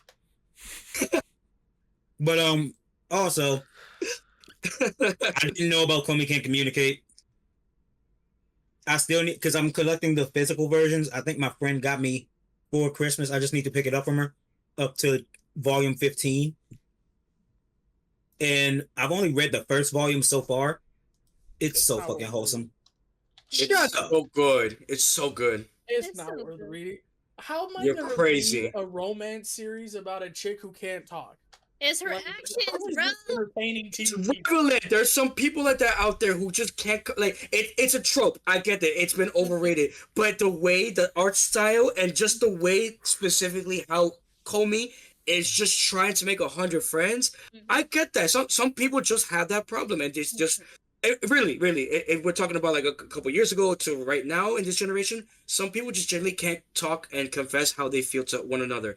I get that. Sometimes it's hard to talk how you feel in the real world because you might get your feelings hurt, or how you might get portrayed in the wrong way. I get that, but you have a wholesome story where you actually meet decent people who help you on your journey to confess your feelings, to make new friends, to it's about more of the journey than the destination itself. And the art that they put towards it actually makes it more viable, makes it more like I feel for Komi. I want to see if she's able to make it. And now the point in the manga, I don't even care if she makes 100 friends. I just want to see more of the romance with her and the MC. I forgot his name. I want to see that. The kiss. I know that came out also when the Don't Toy Megatoro manga ended. Yes, sir. That happened at the same time. I was like, yes, we get the fucking kiss. They finally together now. I know it might be spoilers, and I'm sorry to say it, chat, but I have to say it anyways. I think it might be a troll, it might be a trap, but supposedly in the manga there might be something spicy happening right now, like something between the sheets. I don't know if it's true. I try not to get to it because there's only 2 chapters left. But if that is the case, I'm so glad my boy hit. He deserves it. He's been with her for so long. Yes, but 2 chapters left. I hope they have a wholesome ending. They both deserve it. It's not for everybody, Gremlin. I get it, but if you are a romance fan like I am, definitely. Komi Can't Communicate. I can't wait for season 3. I can't wait for the manga to end. It's been a long time coming, but you know, we're all here for it. I think what makes it even extra like I'm about to throw a rock at Grimmin. yeah. I'm sorry, bro. Look. I can't yawn loud enough. My bad. Look. He doesn't He understand. hates Gremlin. Write him the death note, please. Bro, look, I look. love me my rom-coms. Oh shit, you love it. hate fucking rom-coms. I love rom-coms. What do you Tell me mean? 3 rom-coms right now that you love that isn't mainstream. No, wait, hold up. You haven't even watched it or read it, Griffin. So what do you Exactly. mean? What do you mean? Huh? Hold up. No. Off the air. We were criticizing my boy Crash over here about what he does. So hold on. We can't say anything. I don't think I tried to read it, but what the fuck am I supposed Right, to? my How am I ass. getting content when she Look. can't talk, bro? Look. But the thing is, series is okay. going... Hold up. So you read a bit. Look. You read a bit. So you understand that Tadano understands her, right? Like he understands everything she's like try and everything. So he understands her like she's talking to him. Cause he's like, oh yes, okay, Komi. Like when she's trying to say something, even though we can't hear it or anything, he can tell from her expressions, or because of how close they are, that he's basically like, oh, okay, yes, Komi, do this. What you're telling me is it's the author's excuse to only write half the dialogue? Shit. Whoa, shit. Is that? No. I think the author's actually just trying to like portray something that happens to, of course, like Crash said, a lot of people. And then you have one person who understands you without actually having to speak with them. It kind of clues into what happens later about how she gets to like feel like appreciation, even a lot more appreciation for Tadano because of how he's patient with her, right? Like she understands that she's kind of like coming off like well, she doesn't actually understand, right? At first, she doesn't understand that like people are taking her things like in a good way, funny enough, right? Because like even though she's not talking, people think she's a god still. She's like, oh, I guess they hate me because I can't, I'm so like I can't communicate, so I feel so bad that people are hating me for this. But in reality, they love her because they think she's so mysterious. But when they come to find her, like she's been trying to make friends, that they're like, oh well, I see, we didn't see it from that point. So it's it's just the journey of like Crash said, is like the journey of them understanding her on a deeper level, and her finally able to come out and say her feelings and even make friends to understand like social standards, right? Because she's never had people to talk with, so she doesn't even understand like how things go on socially. So it's a lot of that plays into it that even kind of like connects to the romance that happens with Tadano and her because of how much he understood it from the get-go, because he was made fun of for being a Shinibyo, right? Because he had a little dark past and whatnot. So Yes, he's sir. like, Yes, ma'am. Yes, ma'am. oh. I was gonna say Komi's mom too. Come on, no one. You're not gonna disregard Komi's mom. One of the most let me say this in a nice way. Eccentric? Waifu material of all Yes. time. Come on, you can't And, look like, the other way with that. Even though I haven't seen the show and I hear where they're coming from, it's like in short words, it sounds to me like actions speak louder than the words. So like just instead of her not able to speak, she speak of her actions. So I totally understand where that's coming from. Like I've been interested to watch it itself. I get it as a person who used to stutter a lot when I was younger, and I was shy to be able to speak or been hesitant because of how I speak or not able to speak. People would judge me with their eyes, and I would be observing. I would feel those stares, and that would not make me feel comfortable to speak. So I would understand that I will speak with my actions. I will say stuff, and I grew that, of course, over time, and it made me understand that like other people experience it in their own way, and that's why I'm very curious to see how this anime, tackles that as well. I will just say real quick, just to like end the argument, but just to say real quick, my 2 cents in. You say you like rom-coms. There is a rom-com coming up in season 2. I don't know if you guys have heard of it. Harin-san wa Hakarina, or AKA in English, Harin is recyclable. Oh, And love it's that one. just the fucking same thing as Komi Can't Communicate. If you like rom-coms and you like this shit, how the fuck do you not like Komi Can't Communicate? That's my argument. I end my shit there. Oh, and I have actually I another. love rom-coms, but I am not convinced by Komi. I think it's overrated trash. But you I'll haven't take overrated. I'll take haven't- overrated. I'll take overrated. But you I'll take haven't- overrated. I'll take haven't- overrated. I don't know it's trash. I had to calm down. I almost said your mama. I almost started talking about your mama. He's like, boy, your mama jokes time. Oh Lord. Look, and the thing is that you're still in the first half of the chapters where the author was still trying to find their way in the manga.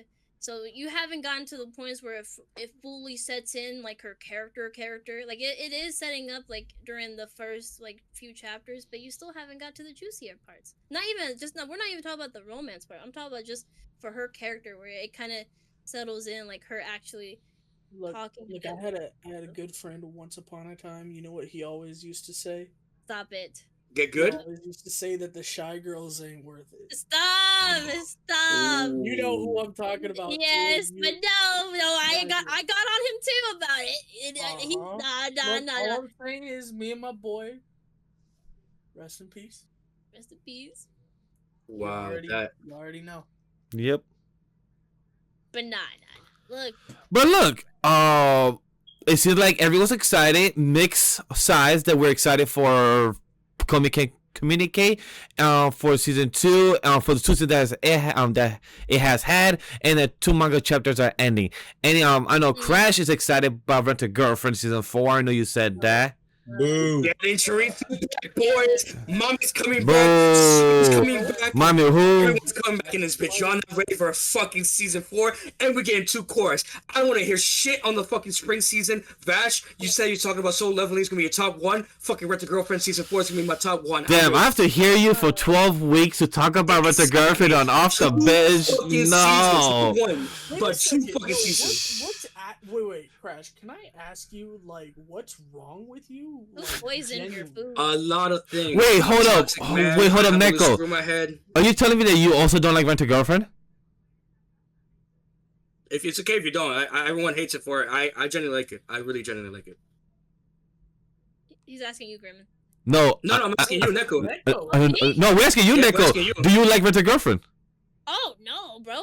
Oh, so there's 4 of us here that don't like. Nobody likes Rent a Girlfriend. So Crash is the only one. Of this story. Wow, The Crash is only thing I there. like is Sumi, my best girl. How dare she be in this series? Who Wow, that's crazy. So Crash, most of the time in the past hour and 60 minutes of recording, you have think been it's 4 4 to times. 1. I think 4 times. I think 4 times you've been 4 to 1 right now.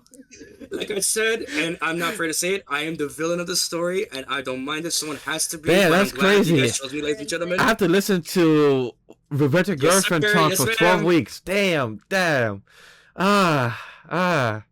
Skill issue. Couldn't be me. I Ah. apologize to you. I apologize to anyone. You know what?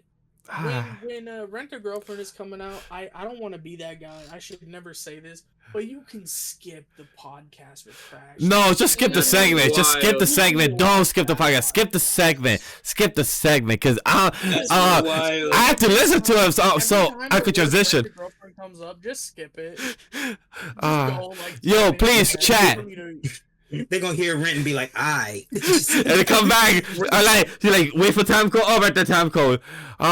Chat. Please what? let us know if you enjoy Rent a Girlfriend. We would love to know. Anybody, please, if you listen to the podcast, write down in the comment section. We would love to know if you are a fan of Rent a Girlfriend. I would love to know who's that person, so I can know that we are getting that 1 view, 2 or 3 or 5 views just because of Rent a Girlfriend conversation. I'd love to know.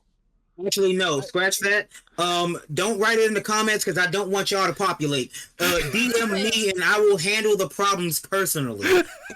And you know what? On my personal mission, I need Vash on our notes.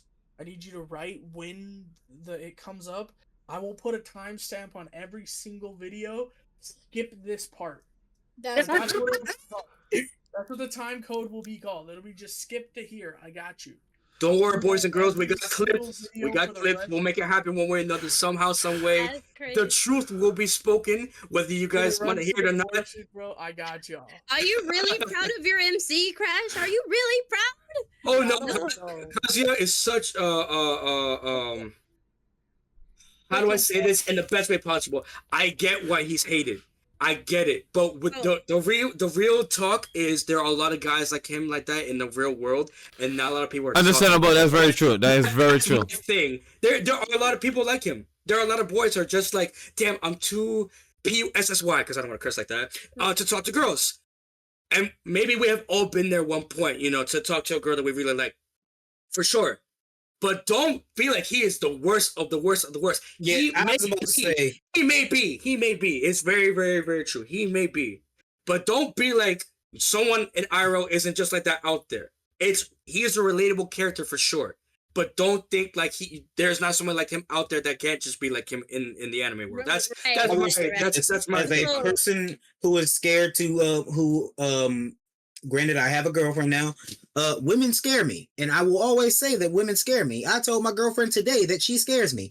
But if you find yourself being like the main character from Rent a Girlfriend, change who you are.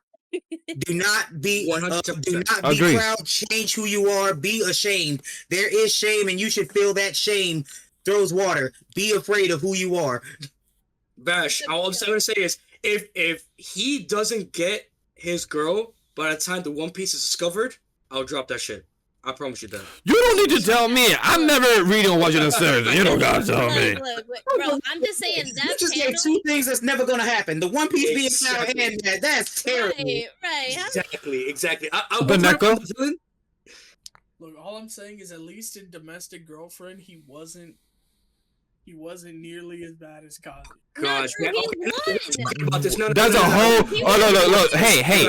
Wait. Just saying. If we just wait 2 more weeks, we're gonna get into the month of February for rom-com conversations. So I love how we're all getting ready. Cause for those, look. All right, look. I'm gonna just quickly spoil. For the month of February, we're having for the first week is the Science of Love in Anime. And also live action stories that involve AI or computer type love. So in anime and live action, that's 1 week conversation topic. The second is best couples in anime history, and in the third one is best rom-coms and underrated type of hidden gems. So we have rom-com conversation in the month of February, in the theme of Valentine's, the theme of love. So don't worry, this is a great conversation that we're getting heated, but I don't want us to get too much sidetracked for the transition. Right. All right. But you know what? I'll hold my argument for now. Definitely gonna be there. Yeah, so hold on the conversation. If you guys know what is the month of February, we could write some ideas, some segments that we could have, so we could get into the heated debates, eventually a tier list, because that would be a lot of fun as well. I don't know. Interesting. Oh my exactly. God, exactly. So hey, like I said last week, I planned ahead until March. I already have the month of February. I already have the March. So don't worry, we're cooking with topics and ideas and conversations. But let's transition to the last gaming news. There's 2 quick ones before we move to the main topic. And I'm gonna start off with Paul. The 2 gaming news is Street Fighter 6 has unveiled a new character to play with, and as Capcom Core gives 2 big reasons why you should play this character. Is Mia Shiranui. Hopefully I pronounced that name correct. Thank you very much. Fortnite will release the Hatsune Miku and Godzilla skins this season. I know Paul's excited. And game related / animation related, Castlevania Nocturne Season 2 has released today, releasing as the final trailer releases today. Are you guys excited for this, Castlevania fans? Because this was originally the game and has been adapted. I have watched all 3 Castlevanias. I've tried to convince Jokester here so many times, and I've not seen Nocturne Season 1 yet, so I'm gonna start off with Jokester. All right, so boom. When it comes to what you mentioned with Street Fighter, this is a crossover. To all my fighting game fanatics like me out there, with Fatal Fury, yes sir, we got the Mai Shiranui into Street Fighter 6. Yes sir. Everybody's favorite big boob ninja is here, and they have her in all of her glory. And not only is she fine as hell in the Street Fighter 6 engine, her kit looks so fire. Oh my, she plays so well to like how she plays in Fatal Fury, because of course both are made by Capcom, but we barely ever really get these crossovers, and now we got her and Terry both coming to fucking Street Fighter 6. I can't wait to pick her up. I'm not gonna lie, I have not touched Street Fighter 6 in a while.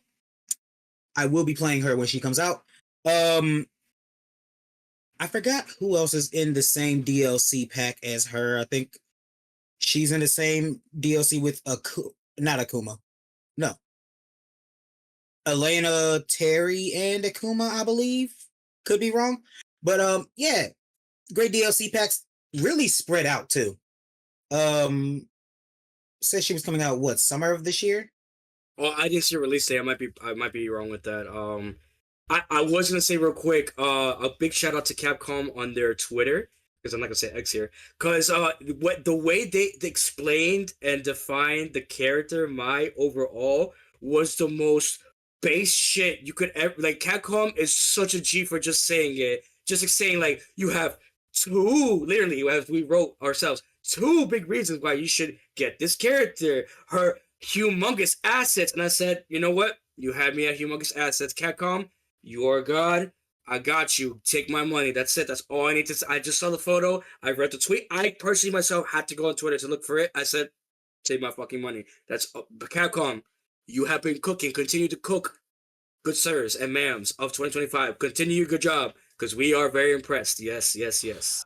I would say out of this news, the ones that relate to me the most is I woke up this morning and then I went on Twitter, and then the first thing I have notification, for Jokester, and then I see him cover tweeting about Fortnite, the skins, and he said, "Fortnite, you're gonna get me broke," and I'm just laughing like I was just about to talk about that too. I was just laughing about that, like, cause I understand, cause the catalog that this man has shown me on his Fortnite skins is insane, and the amount that I am envious of the ones he has, I'm like, oh, that's fire, amazing, and I'm like, oh, pretty cool, and then just seeing the ones he got, the Mecha Godzilla looks fucking fire. That's like, it looks fucking dope. So the thing is, I'm glad I got the battle pass because I can get Godzilla, thank God. But then they released Kong and Mecha Godzilla at the same damn time. Like, really? And you do this in basically the same week that you release Hatsune Miku twice, because you have her in the music pass, which I already have, and then you got the actual fucking catalog. You got her actual bundle, which I'm going to buy. I feel like I'm just legally contracted to do that. And this is just appealing to me. You see me with the horns, little devil nigga. You release 2 cute ass Oni skins, and like, bruh, please. And don't forget my wallet. Don't forget, on January 31st, they're also releasing a new level on Fortnite. I don't know what it's called, but they're also going to release King Kong with that as well, too. I don't know if anyone's big fans of King Kong, but the skin is also going to release for that as well, too. Get ready for that, because your wallet, yeah, I'm sorry, Jokester, it's cooked. Dog, it's fucking donezo. Like, and it's bad, because I'm trying to save up, because I already got to get Monster Hunter Wilds just next month. Oh, and Valentine's Day is right around the corner, my boy. In Christ, we pray for your wallet. May it rest in peace, man. Every time I think about the wallet, I think of that meme, like you open it and then you go, Literally. fuck. Oh, that gif is so good. I love that. I feel that gif all the time. Like, right now, I could have cash in my wallet, but I never do. I just don't look at it because I just want to pretend it's still there every time I open my wallet. Like, oh, like, yeah, it's still there. I just know it's there. I haven't spent it, but I'm just holding it for emergency. Even though, like, every day is an emergency. I'm just like, just wait for tomorrow. Just stay for tomorrow. Just stay for tomorrow. But I just opened my wallet and I saw a receipt, a penny, and a credit card that is maxed out. Oh no! Same boat as you, my brother. Sometimes we don't look at the bank app. No, we don't want negativity this morning. Sam. We just keep it moving. Moving, It's such a real thing that we all like just feel the same. But like, we don't even go to the app no more. We like, if it pays there, cool. If it doesn't pay, I will get an email. I'll find out like, hey, it didn't go through. Ignorance is bliss. Ignorance is bliss. I don't even want to look at my bank account because PlayStation took their money from me just earlier today, and I'm just like, you bastards. You couldn't have waited like maybe a few days, like you bitches. But Neko, what did you feel about this news? Are you a big fan of Fortnite? Do you even play Fortnite? Are you excited about the Street Fighter Big 2 assets, or do you care about Castlevania? Because I'm big to know. Have you seen the first 3 seasons of the original, or have you seen the sequel? Are you excited for season 2? No, I haven't seen Castlevania. I've always heard good things. Oh my just god, I'm never so checked shocked it that you out. haven't. It's amazing. I would rewatch the 3 seasons with you because I haven't seen Nocturnal, but it will give me an excuse to rewatch the 3. My man, Belmont and Alucard relationship the chemistry is fucking amazing. It's such like two brothers that hate each other, but also they love to protect each other. Like type of relationship is amazing. Yeah, no, I've always heard good things. A lot of people always tell me, like, "Hey, you gotta watch. It's awesome." And I'm like, I just get like either too packed, and I'm like, I'm either not in the mood or I'm just too packed. So honestly, now with Nocturnals, well, I've heard mixed things, but I'll still check it out. I mean, it looks great. I mean, and a lot of people hype it up too. So I mean, I'm excited for it. So that's another goal to watch Castlevania. And with Fortnite, I've played Fortnite. Actually, last year was the first time I've played Fortnite, and sorry. I was always a hater because my brothers used to play it as kids, and I was like, ugh, Fortnite. I'm still in the same boat as you. I used to be like that. Fortnite. I think it's overrated. I used to be like you're that, so but wrong. then I started playing with Jokester, doing the Fortnite Lego and a few other stuff. Then I started to like it. But my bad thing about me is that if my friends don't invite me, I don't play it. It's just that I don't go in it myself. Like I don't choose to pick up a controller and play Fortnite. But my friends are like, "Yo, Vash, come through." Yeah, let's do it. 100%. That's how I started with and then of course because I got a PC last year because I was storing content, so I got to play it like on my PC. So it was actually pretty nice. I love the experience. I was playing with some of my brothers or some friends, and they were like, "Finally, you're in Fortnite! No way!" I was like, I mean, I got a PC now, so I might as well put it to use. So Fortnite's actually really good. I got at the time when I got the sun skin, so I love the snowy side of the skin. I think his name is Sunboy or Sunray something. I forget his name. It's been so long, but yeah, that skin was awesome. And now with like of course the Miku one, I love Miku, but I don't really care for the skin. But I mean, I don't know, I haven't tried it. But I'm more excited for the Godzilla and King Kong, which I haven't gotten yet. I haven't been in the game since like the beginning. They get added 2 days from now. Ooh, okay. So on I the have to check it out. 18th, 17th. 17th. Okay. So that does have me excited. Street Fighter. I haven't played Street Fighter since a kid, so I can't. I'm excited for that, but I haven't played it. I usually just watch other people play it. I'm that type of gamer, so I'm excited for everyone. It'd be like that. Because okay. The thing is, I don't like to buy games because I know I won't finish it, so I just have stuck to like every big game. I'll watch someone play it, either a friend, a content creator, something. But other stuff like party games, I'll play on my own and do other stuff. Because I could do that. I'll finish it because I'm with friends. But otherwise, I'm mostly the type of gamer that watches people play games. So that's my little fun. That's valid. That's valid to understand.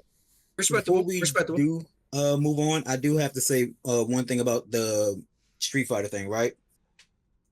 Now, to those who know me, know I'm a Smash Bros. Streamer primarily. I played Smash Bros. For years, and one thing that we was all like, the Smash community knows is the hype of when it was announced that a Fatal Fury or King of Fighters character was coming to Smash Bros. And we was all really hoping, because they did polls and a lot of people voted for her every single time, that we would get Mai Shiranui into Smash Bros.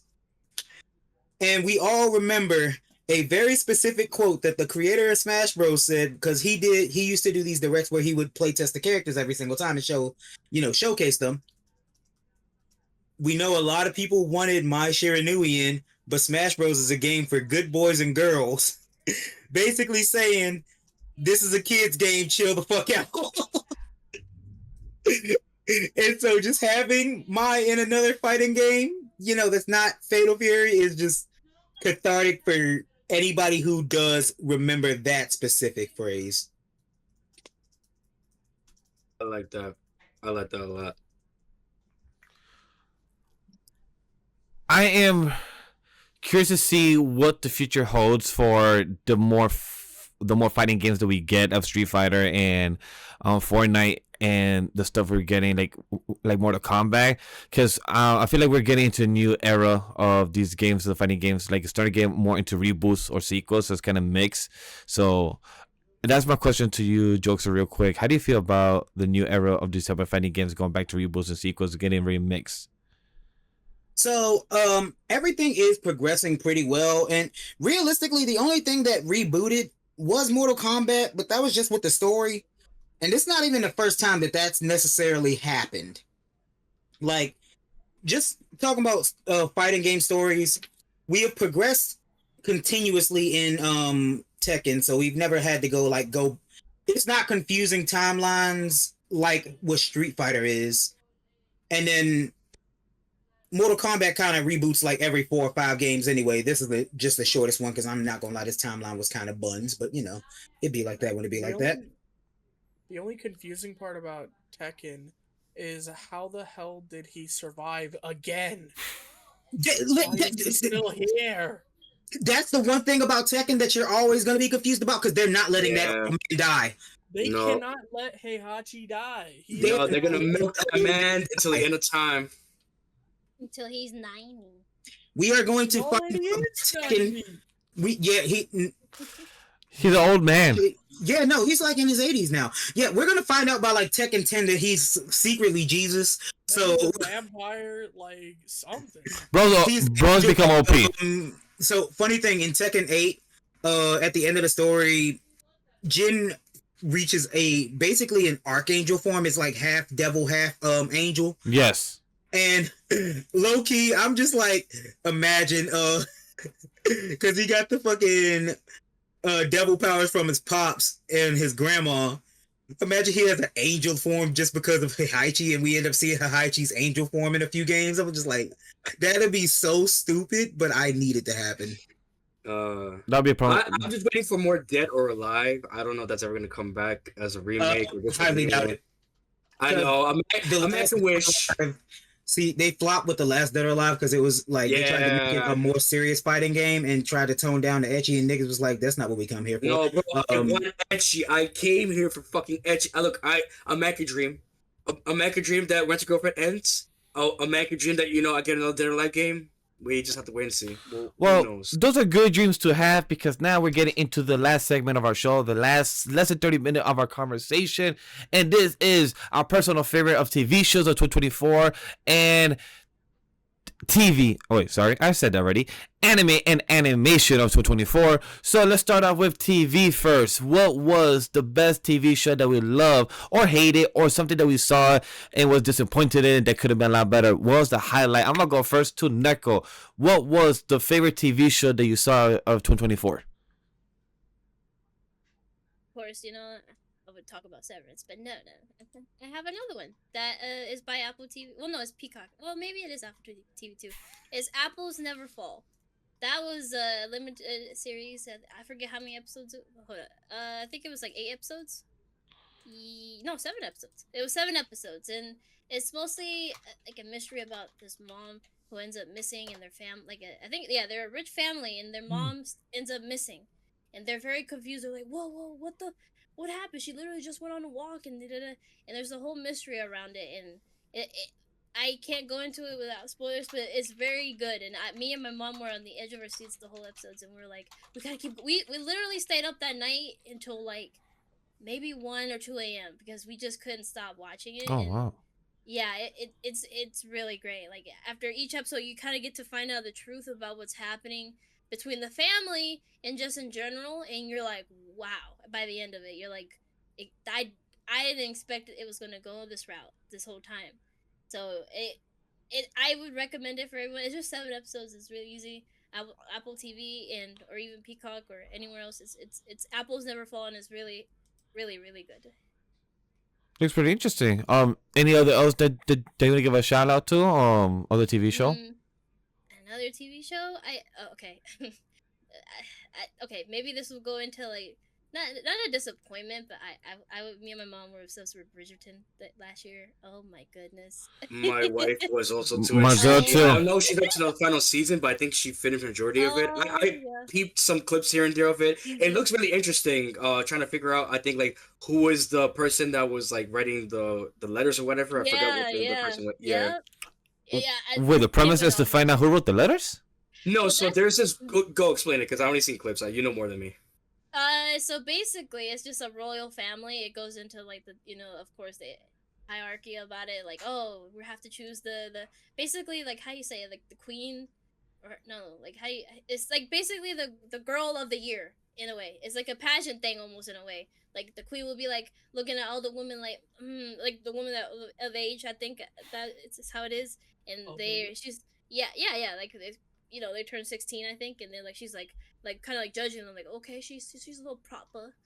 I like her stance. I like how she presents herself.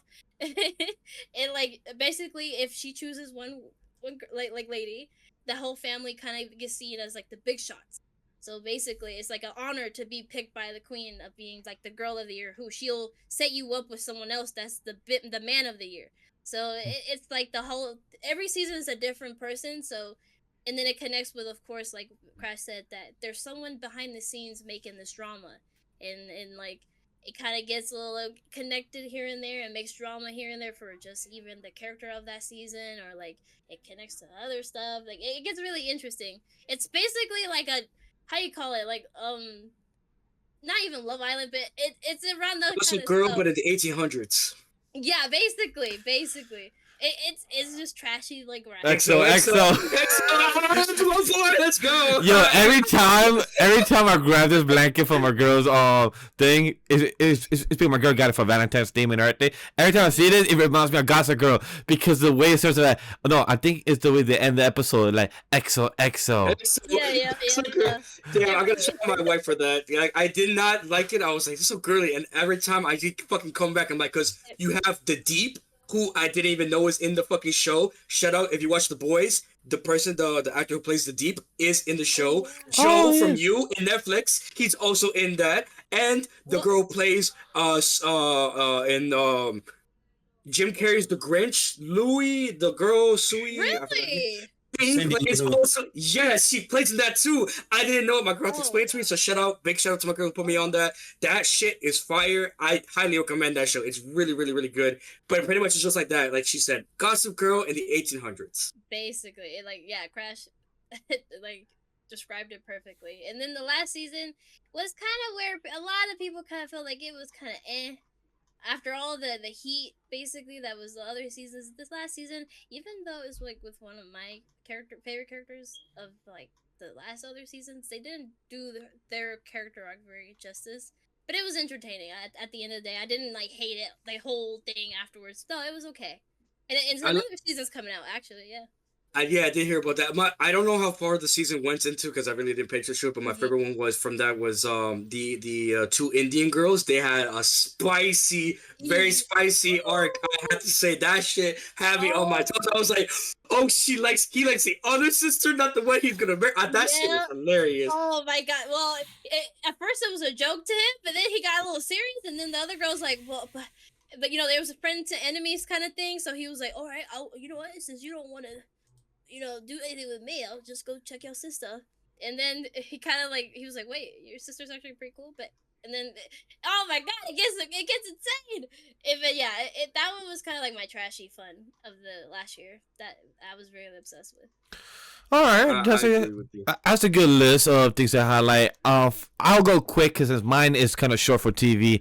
I slack for TV as I did for movies last year. I feel like I slack more TV, but also just very busy trying to get back into anime and other stuff. I would say that one of the only ones that I could say that I highlight actually watch, because I slack on Star Wars, and finally putting the time to get into it this year.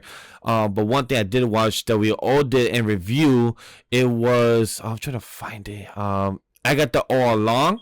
We reviewed that. It was fun to talk about. It was great to review. I saw Agatha All Along. It was something that I wasn't hyped for, and I saw it and actually enjoyed it. Me and my girl tried to find time to watch the whole series, but I did text Crash. I saw episode 1 of Fallout, and I was confused as fucking hell throughout, but me and my girl still enjoyed it. The whole fucking, like, the first start of the episode, that the fucking nukes happening, then the underground, then a raid, then girl got married, and then after that, the guy that we saw in the first scene from 200 years ago is alive as a mummy or shit. So it's the ghoul. Ghoul, excuse you. No respect on his name. The Ghoul, excuse me. Not Ghoul. I don't even know what that means. Me and my girl was questioning, pausing, asking questions or so, but we were still interested, so we were invested. But also I told her and explained to her, like, hey, just saying this this is a game adaptation, so it's kind of like in a sci-fi world, so it's not fantasy, so it's kind of sci-fi. So I told her about that, so we got interested. We're still planning to check out episode 2 to so on, but I just haven't checked it out. Also, I did laugh because I did work on episode 7 or 8, so I'm also curious to see if my name is on the credits, because I did work on the full week of said episode, so my name might be on it. So I'm just curious. And I know most people that probably did see it probably don't watch the credits to know, like, hey, did Miguel or Slash Vash, his name credit on it? I don't know. So I'm curious on it myself. So that's one show that I did put time on for. Oh, I didn't even know that this one was 2024. I did see Mr. and Mrs. Smith. That was with Donald Glover. That was good, yeah. I need to finish that. I only saw episode 1 and 2. I heard that was good. I recommend it. I heard good things about that. I recommend it on IMDb. It says a 7.0 out of 10. I would give it an 8. Me and wifey did enjoy Mr. and Mrs. Smith. The story did get confusing a bit in the middle, but it was fleshed out better in the end. So that's why I would say an 8 out of 10. Story could have been a lot better, but it's a good sequel, I would say, compared to the original story of Mr. and Mrs. Smith with Angelina Jolie and Brad Pitt. It was, right? Brad Pitt? Yeah, it's Brad Pitt. Brad Pitt. So it was a nice story because, like, questioning to find out, but instead of the twist that you find out who your husband or wife is and their real job, you already know in advance, but then you have to find out that would they be in the way of your job? How would that work? So it's a good, fun show. And plus, it was nice to see Donald Glover in a TV show, because I haven't seen the one of him on FX. I forgot what that one's called. I think is Atlanta. Oh, yeah, that's a show he made. Yeah. It's actually a really good show. I heard very great things about it, the filming and everything. I just haven't found the time to watch it. Yeah, me either. But for TV show, other than that, like 2024, I did finish, Brooklyn Nine-Nine, and I think another show with wifey. But like that was something that I did finish last year. I would say, like, Brooklyn Nine-Nine, we watch it. Still rest in peace to the captain. I forgot his name in real life, but he did pass away. So such a good actor that we lost. But in TV show that I could think of and see through IBD, it was definitely Agatha. Just saw that. Just a lot of animes here that I will mention in our anime portion. But other than that, as like on TV, I wish I could see The Gentleman. There's a series that I was gonna check out. I believe it was on Netflix. But other than that, I could think about. That's all on TV shows. Yeah, I'm good with that. That's very slack on TV shows, Star Wars and everything. I do want to get back onto, but let's go, Jokester. I know that you don't watch a lot of TV shows, so is any there to mention that you did watch or you did watch a 24 Star or wanted to? Actually, yes. I low-key forgot because it was so early within the year. I did watch both seasons of Reacher last year. And Reacher season 3 comes out very soon. Wait, huh? Yeah, season 3. Yeah. Oh, Season shit. 3 wasn't out yet. I believe in February. I'll tell you right now. Okay, I'm excited. I actually didn't know that. But yeah, I did watch Reacher. It's February 20th. Okay, fucking bet.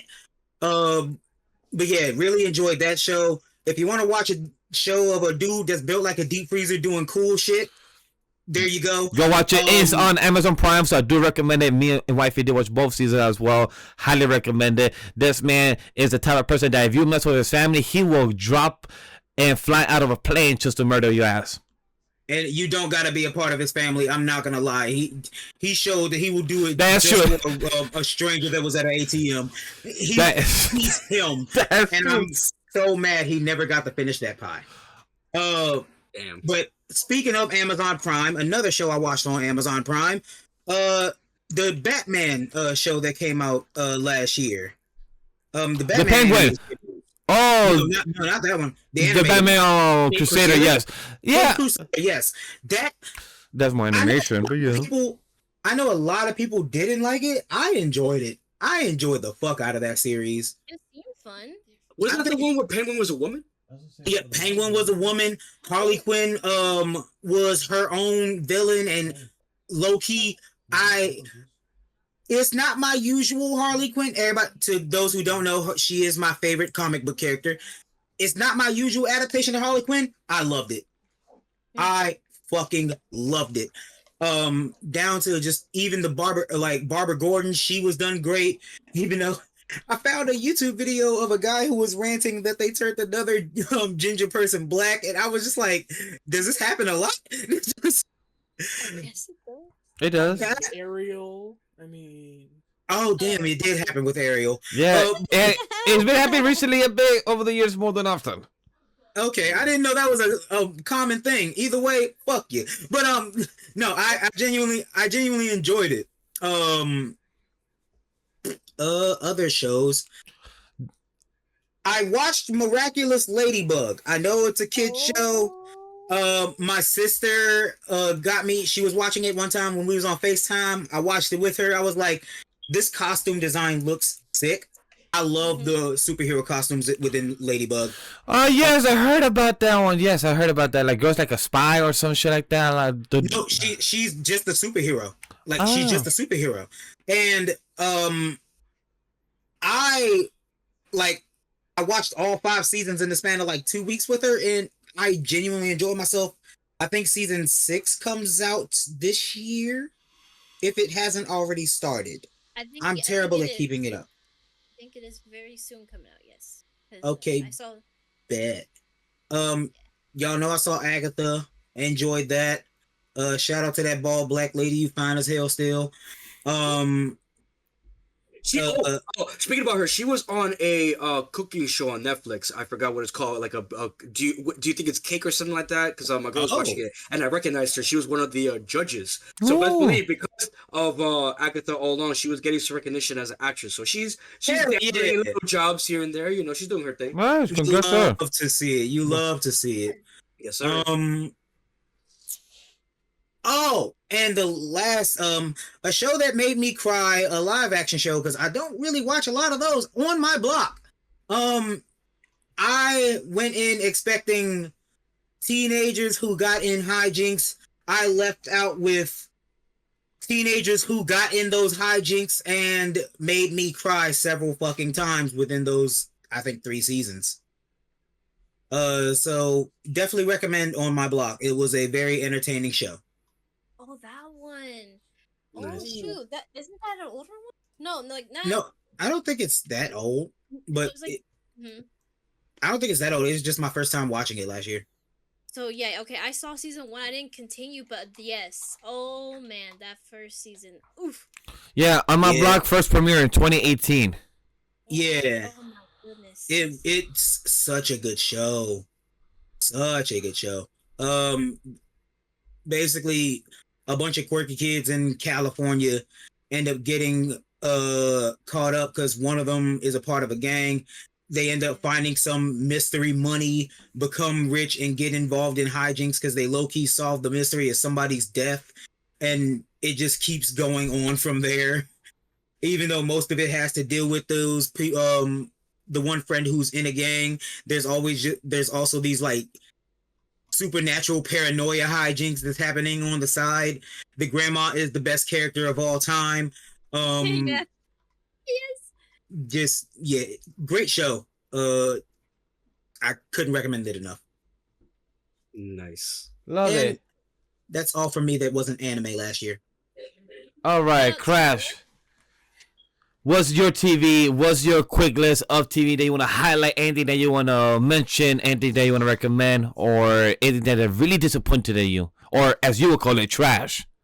Are you guys really ready for my hot takes? Because you guys are not ready for my hot takes. All right. I'm gonna say the first 2 that I really enjoyed, and then the rest I hated. I already spoke about it previously. I'll say it again. X-Men 97. I really did not expect much of it, despite watching it as a child. I remember some bits of it, but watching the first couple episodes, I was like, the animation looked a little weird. I was a little off, but I gave it a chance. I kept watching for it, and I was just hooked on. I really enjoyed every single moment of it. I can't wait, like I said, for season 2. Seeing, coming like recurring characters coming back from the X-Men original, lineup. Some Marvel characters you didn't expect to see, like Spider-Man, Captain America, Iron Man, even villains, Doctor Doom, I was gonna say Magneto. His I'm forgetting his name. A lot of recurring villains, whatever. Point is, it was a great show. I genuinely enjoyed it, honestly. And then Brother the only other Blood. one, the only other one I could say was Fallout. Me and my girl watched it together. We loved it. Mind you, my girl has never played the game. I have played almost all the games minus the first one and Brotherhood of Steel, which is straight trash. The other games I enjoyed, played, loved. And Sorry, 76 was trash. Fallout what? Fallout 1, I haven't played. No. Fallout Brotherhood of Steel? What the hell is that? Oh, don't worry about it. Just trust me. It's a waste of time. It's old school. If you haven't played it, good. You're not missing out on much. Worse than Fallout Tactics. I'll say that much. And Fallout 76, because that shit was terrible. It got better, but it would not go back to play it. I will say those were my favorites, but I will have to note two, really bad shows to not recommend to anybody to watch. Star Wars: The Acolyte. Yeah, I figured he was gonna say that. I have a bone to pick with you, my boy. I was expecting the Old Republic. I was expecting a fire origin story. I seen Darth Plagueis, and that was fucking it. We'll never know what the fuck happens with him. I was expecting straight heat. And what did I get? Dog shit of a story. Characters I'll never fucking think about. They fucking massacred my boy from Squid Game. I forgot his name. Please forgive me for that. I don't know how to say his full actor name, but you know what I'm talking about. They fucking massacred my boy. And the girl who played in The Matrix 2 fucking only lasted 10 minutes in the show and then dies? No. Hell no. I'm sorry. That show did not deserve justice. Shame on you. You bring a bad name. I know Watkins would agree with me on that. Because of that show, I didn't watch Skeleton Crew, but now because of, my rest of the team telling me to give things a chance, I might just for the fuck of it watch it, regardless of knowing it might be bad. Skeleton Crew. Exactly. What the fuck is Skeleton Crew? And then, I was asking a genuine question. What the fuck? Don't worry about it. It's really bad. And Look, I would say I haven't watched it either, but it's a crew that's supposed to be helping out the rebellion and doing like smaller jobs than what Han Solo did. From what I know about the premise and concept. Jedi kids do not become Jedi kids and do bad things right after Order 66. Oh, so it's that Outlaws cartoon, but live action. Kinda. That was on Disney XD. Rebels. Or Rebels. Kinda. A little more smaller, like kitty, more like legit, like the MCs, like those characters, or legit like Padawans, like in training, like really small, like children. In Skeleton Crew? Yeah, and yes, and they are the legit Skeleton Crew. Like they don't exist, but they're the ones who are gonna take care of the jobs. And they've been taking care of like adults, so it's a very interesting dynamic of actors. Like the actors are like middle age, and then after the little kids are like the main supporting cast. So it's pretty interesting. Haven't seen it. I've been curious about it, but I've seen clips, I've seen pictures. Looks good. I don't know about the full context, so I can't really add more to the conversation about it as well. And to add to Neko that she was on her petty shit with Marvel, this is my petty shit with Marvel. Echo was mid as fuck, and I'm not afraid to say it. I'm glad that they brought some diversity with Native Americans. That was not my problem. My problem was that we didn't ask for that shit. It was cool to see Kingpin, but I wanted to see more of him, Daredevil. Honestly, it was cool to see a recurring character come back, from the show with Hawkeye. But again, that was not a character we asked for. That wasn't a character we needed. That's not a character we're going to see ever fucking again. So it was really weird watching that. Overall, I would not recommend it, but that's just my opinion. Quick shout outs to Invincible. That was a nice show that came out season. Oh damn, yeah, that did come out last year. Yes, we did talk about it. I had it written down. I was bringing up Invincible for Amazon Prime as well.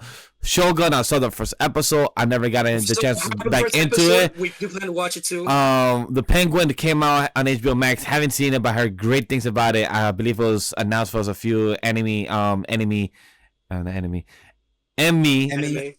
Thank you. Emmys nominations as well. The Creature Commandos got approved for season 2, so it seems like that's very good. Haven't seen I forgot Neko has seen Creature Commandos, so that's also like animation related. So I'm very excited for Creature Commandos. I'm not seeing Creature Commandos. is a that's all you gotta know. It's from the DC Comics. Is made by James Gunn, and he's very known to hit like the lower tier villains and characters, and these are from the lower tier that barely I even didn't know about. I heard about them, but barely knew about them, and he hit them. And interesting characters. They fucking the first episode, or I think third episode. Some interesting storylines happen. I think they're only 10 episodes, right, Nico? I believe they're 10 episodes. Yeah. Oh, these dudes. Yes. Yeah, those dudes. I don't have a Max account, so that's why I wasn't watching it. Same, but might have to look into it online. Yes. It's actually really good. I didn't expect it either. I wasn't even gonna watch it, to be honest, until people were telling me, no, this is actually really good. And it's a setup, right? Because James Gunn's trying to rewrite the whole DC universe. It's going to set up. It's connected to what's going to happen in future stuff. Yeah, that's what I You heard. had me at fucking. That's all I need to hear. So yeah, that happened at the fucking. So any last thing to add? Crash. If not, we can move to our last topic of our anime of 2024. And then we could wrap up the show. Yes, shout out to Squid Game. That was good. Agatha all along was mid as fuck. Echo was mid. Cricket Tremendos. Might look into it because of the fucking Yakuza Like a Dragon live action. Shout out to my boy. He said it was okay, but it deserved more justice. Batman Cake Crusader. I will agree with Joke said that it was good. I hope it is good. Doom Prophecy mid as fuck. Knuckles mid as fuck. Star Wars Tales and Empire mid as fuck. Star Wars Southern True mid as fuck. And The Boys Season 4 mid as fuck. Damn, The Boys season 4 was bad as fuck. When Squid Game, I would say Squid Game was fantastic for season 2. Not as strong as season 1, but still Squid Game was amazing. Hope for us to do like a mini review in the future or something like that, because I'd love to talk about it and talk about the theories that could be right, could be wrong. But Neko, are you heard about The Boys season 4 being bad from Crash? Hey, I just can I hear why it was bad? We could talk about it after the podcast because Oh. it's gonna be a very long explanation, and you might not like me as a person after I tell you this explanation.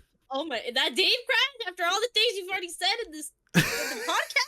Like I said, I am the villain of the story, and I will stay true to that role. So, chat, we heard about that. So, we are the villain of the story, and we're going to talk about the anime of 2024 as our last conversation. And I'm going to pass it first to Jokester for this one, because I know, he got back into his anime. He might have some, some hidden gems. What are the things that stood out for you? Your top favorite? What is your worst one? Talk to us. So as far as anime that I have watched, the most recent one that I finished from last year, Aya, adorable story, very much enjoyed it, love it.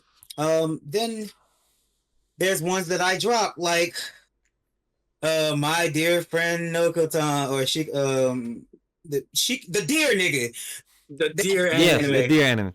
It was a good anime. It was funny, but I couldn't. What? Did you call it good?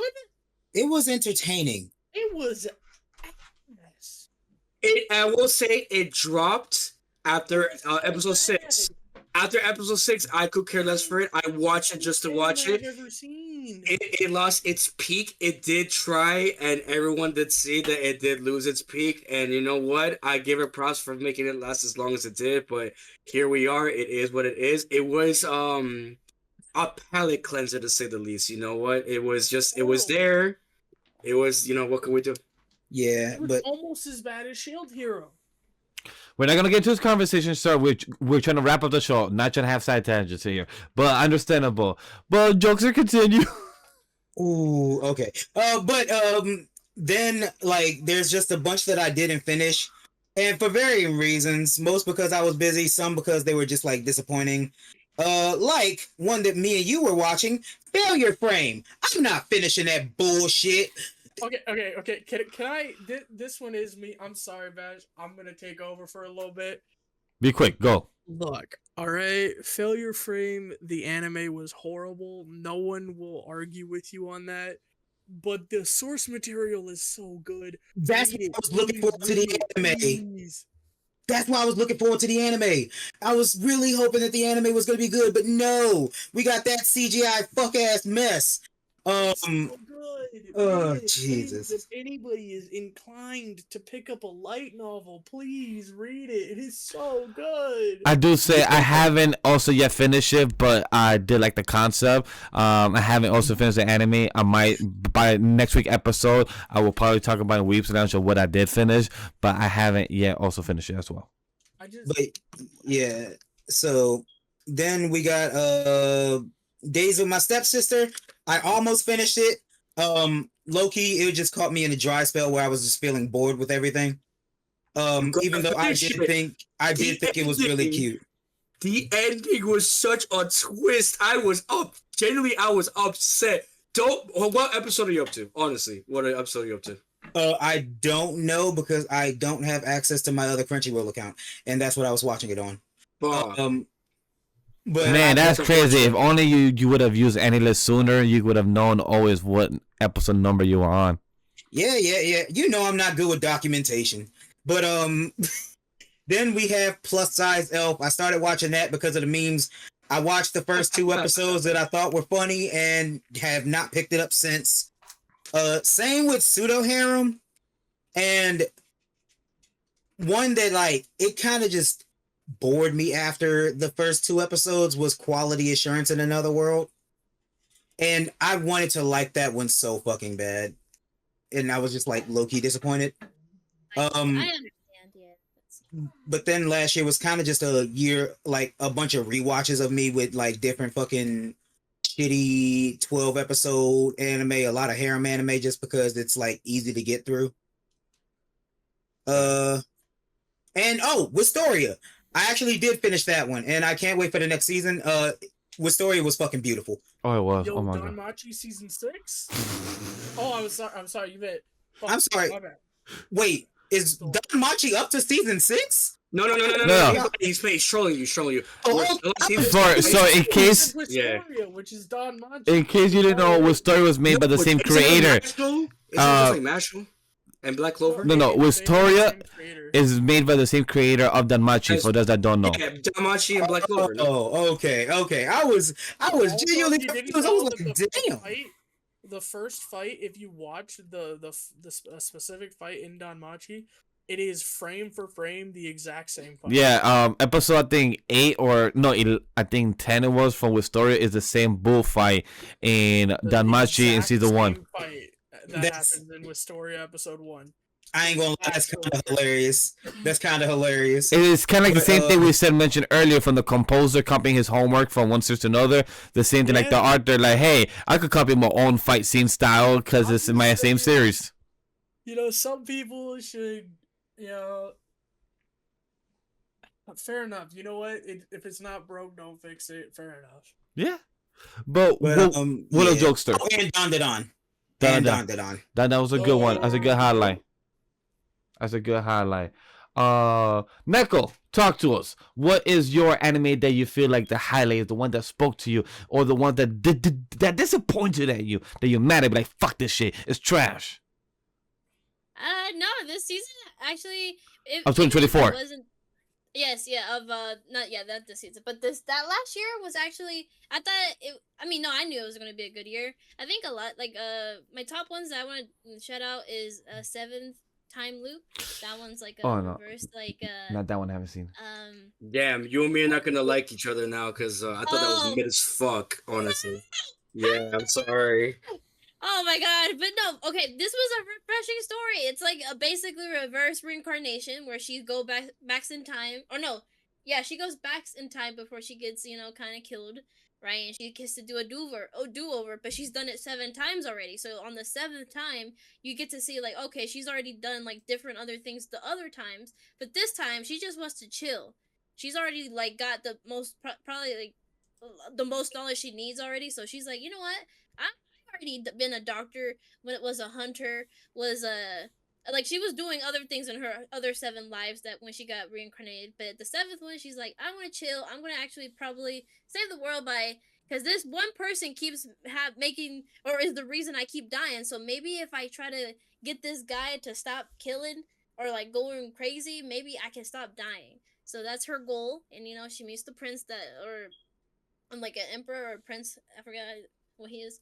but that she kind of ends up giving Arnold, faith to him. Prince Arnold. There we go. He's a prince. Yes, he's a Prince Arnold. And she's like, you know what? Let's get married then, because he suggested. But then she's like, you know what? Maybe this is to my advantage. Now that I have a close eye on him, I can figure out what happened to make him switch these next 3 years to make him go crazy and try to destroy the kingdom and whatnot. So it's very interesting. And then there's more to it that I can't say because I got spoiled around it. So I'm very excited if we do get season 2, so I can go into it more. But that one was really awesome. A great surprise for me. I know a mutual, hyped it up, and I was not disappointed. So that one was a really good one. Delicious in Dungeon. I love that series. Really great. I'm not done with like the second half of it, so I can't fully say about it. But I love the first half. The first 12 episodes, awesome. Just gosh, I didn't expect who animated it. I think it was Trigger. Yeah, Trigger animated it. Of So course. that was like shocking. I was like, oh, okay, Trigger, okay, you out here now, okay. So Nice that one was really awesome. And of course, Konosuba came back for the 3rd season, which I was really excited for because I love Konosuba.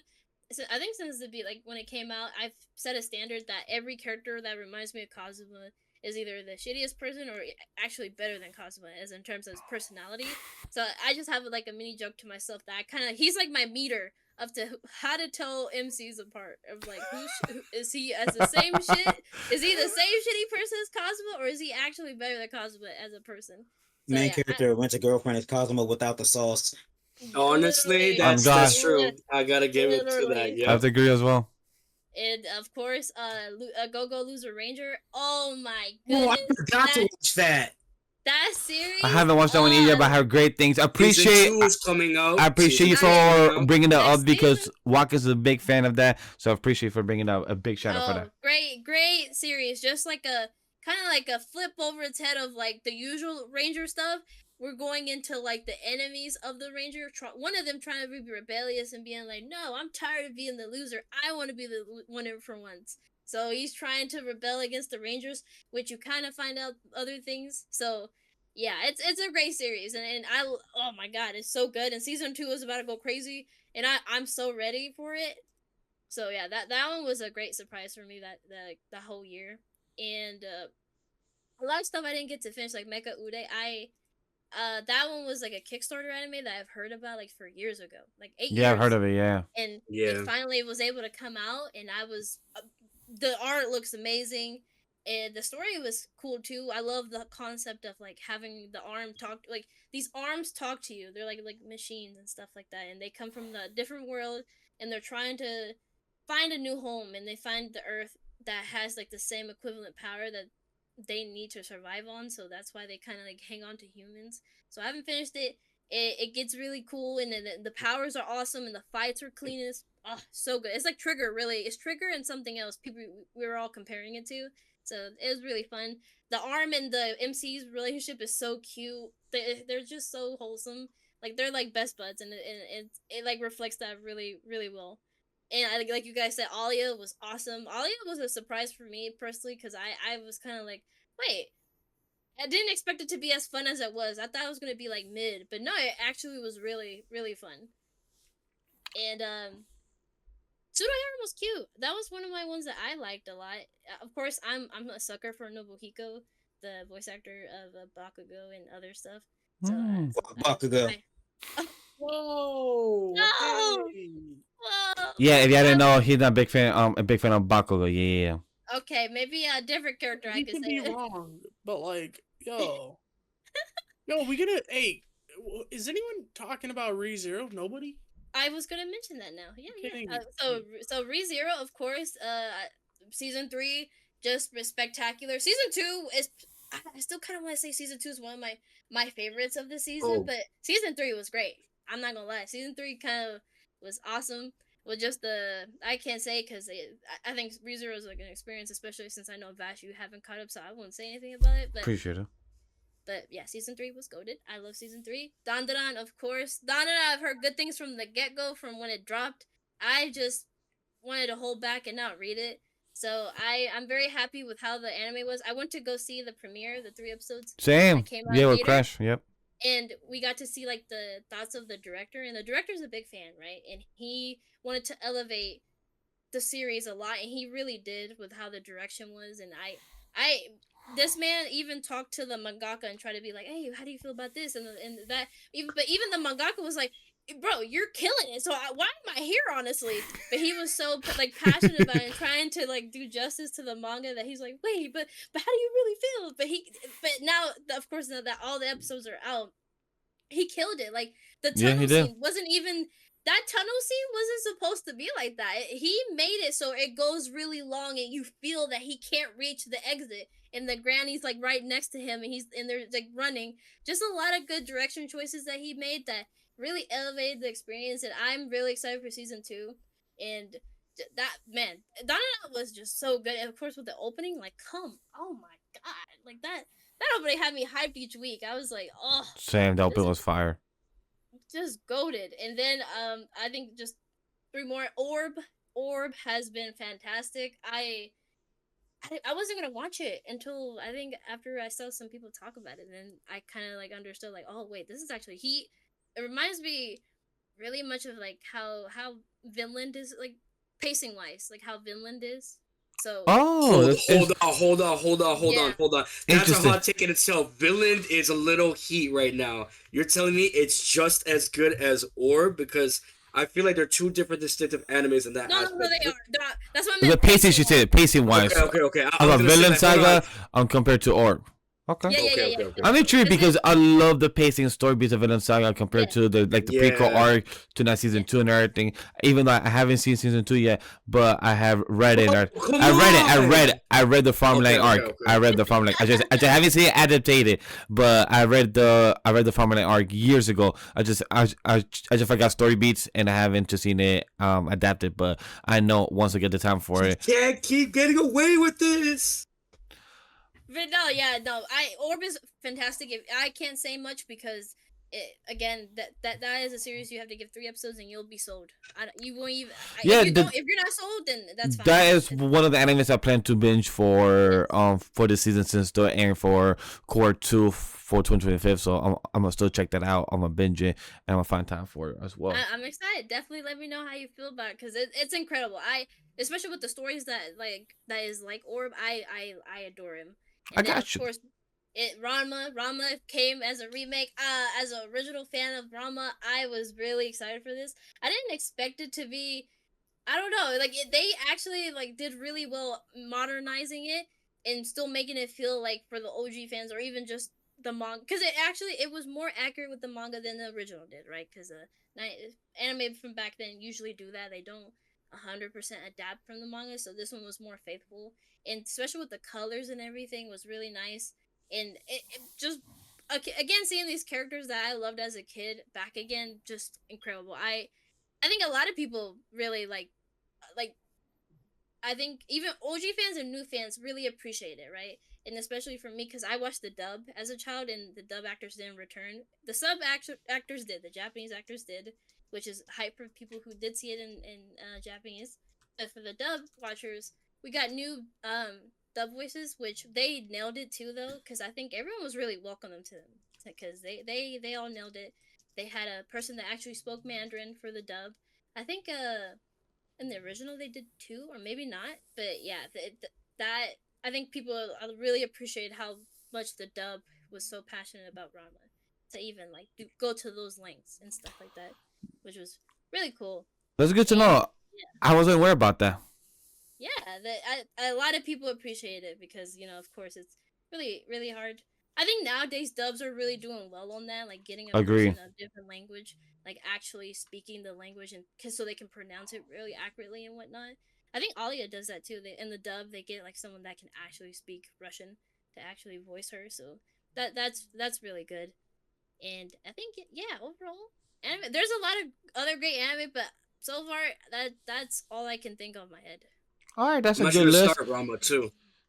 that's a good list. I'm gonna speed mine through because we already passed over time, so I want to speed mine through. Mine for 2024, I want to give a highlight to. If you already seen the Off the Bench for those audience, go check that out. Where I spoke about the fall season, Blue Box, Don, as a Reincarnation Aristocrat. But I will mention the ones that wasn't during the fall. I will mention Solo Leveling, Arise, the time I got reincarnated as a slime, season 3. My goat Rimuru became a demon lord and just became, making money, a whole nation, a whole kingdom. Apothecary Diaries season 1.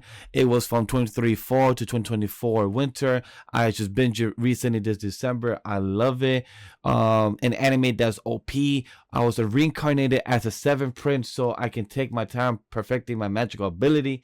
It's fucking adorable, OP as character.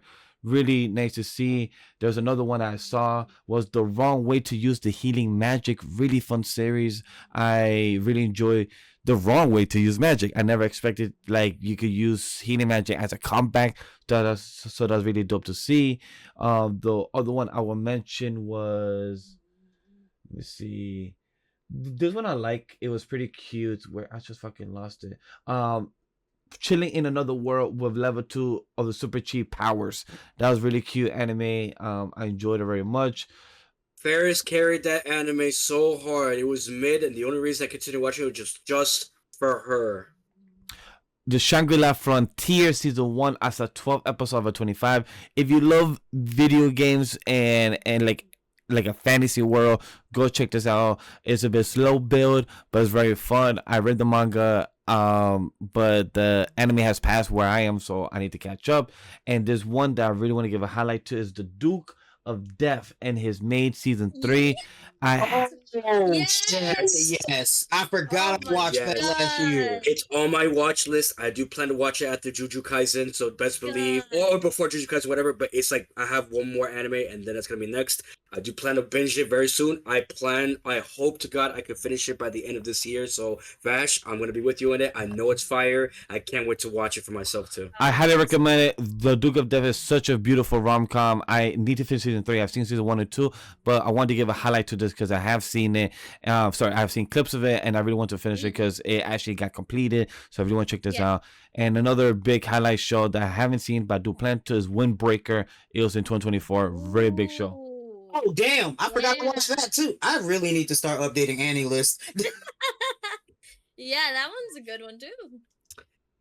Let's be quiet. But Crash, go ahead, give us your rapid fire, and then we have Graham and Go, and then we end our show. Yeah, so I checked real quick on my list. For 2024, I have roughly watched 50 animes.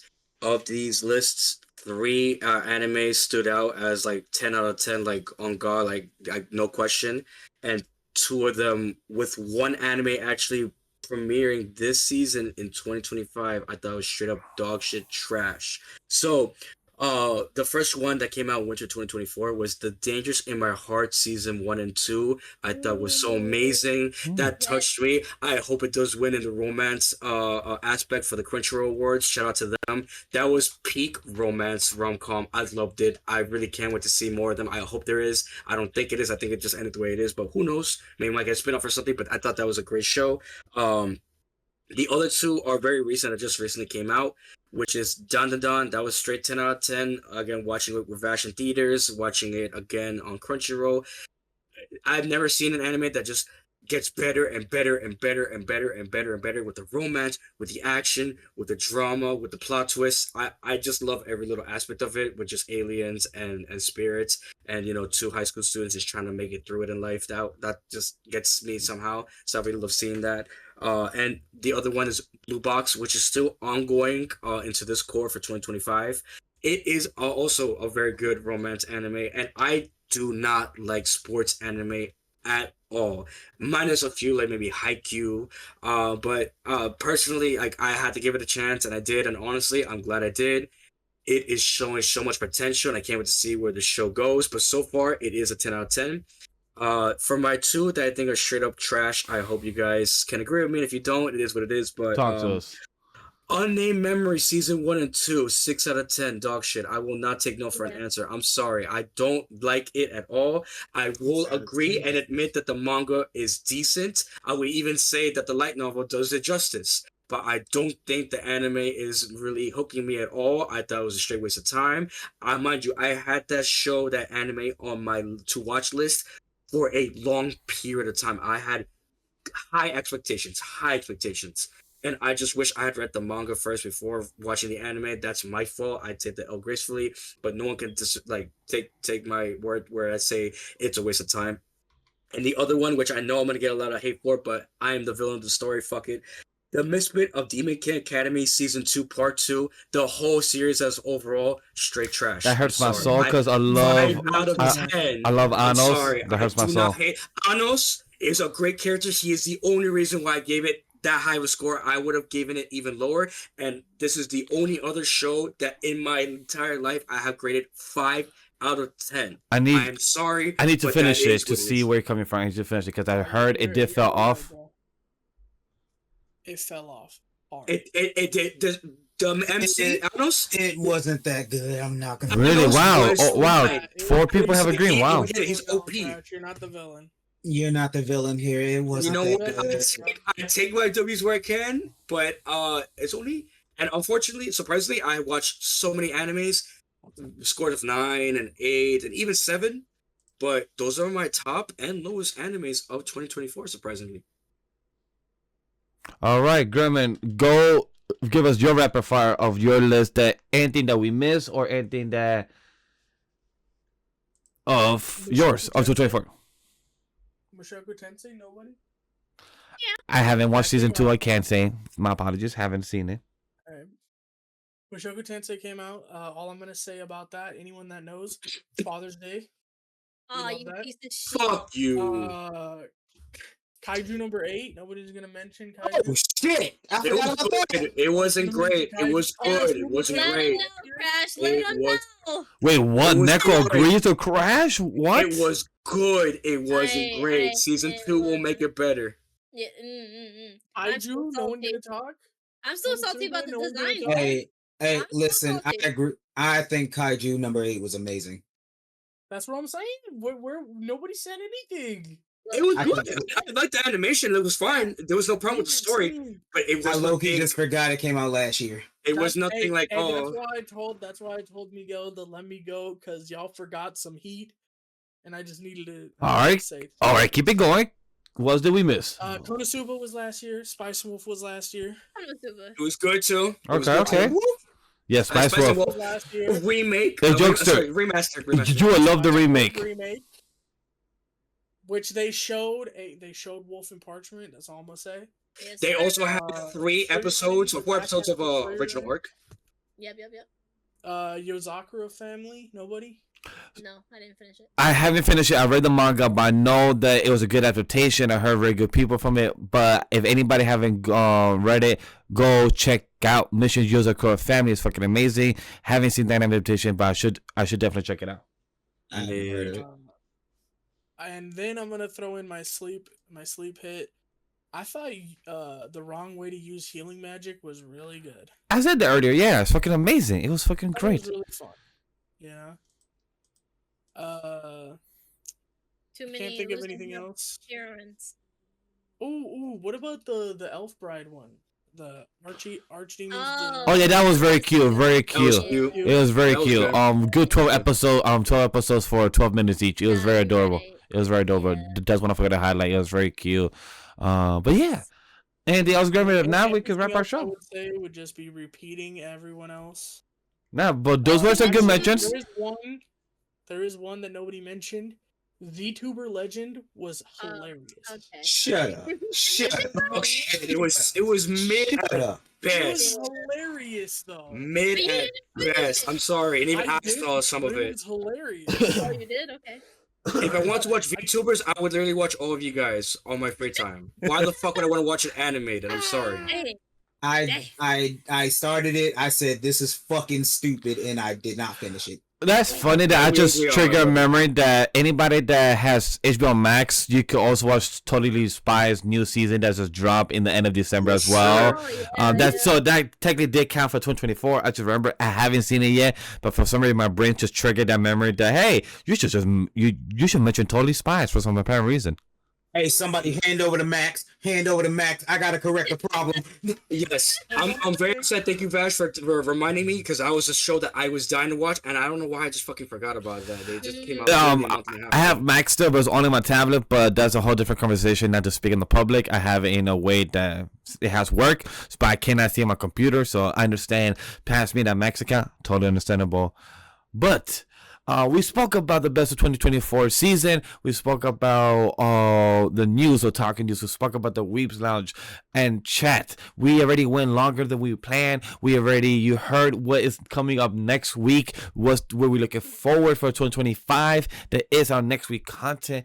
And then we get into February, the season of love, the month of love, our conversation. So you already heard the time codes, the chapters are down below. You already heard about Neko. We can find her in the beginning of the show on her Twitch, all the plugs for Jokester, myself, and for Off the Bench. So I don't want to keep the intro that long, or I mean, not the intro, the outro that long, and that's needed to be. So I'm gonna just end the show and thank you for joining us tonight and taking the time to listen. And thank you for listening to the podcast. And it's presented by AniMa We 3 Studio, our production team, our Vash, Walkers, Rome, Jokester. Special thanks to our producers and our special guests, Neko-chan and Gremlin and Crash as well. So don't forget to follow the socials of the brand and the team. All the links are down below in the description. Lastly, share, like, and most importantly, give the feedback and let us know what you guys thought about this episode. You guys is what makes a show possible and help us succeed. On behalf of everyone at the AniMa We 3 Studio team, we thank you for joining us in the Anime Podcast. See you next week where we talk about the best of 2025 and what we're looking forward to. And this podcast was not recorded on a live studio audience. Take care. We'll see you in the next one. Go on Netflix and chill and eat some pancakes and cheese on that dinner table. Bruh, please. We're not getting into this again. We're gonna come up, boys. We're not doing this again. Oh my god. If we're God. gonna fucking cost chaos, I'm gonna cost chaos by the end of the show. We're gonna end it. No. Oh no. Done. The villain has to survive in the story one way or another, huh? Yeah.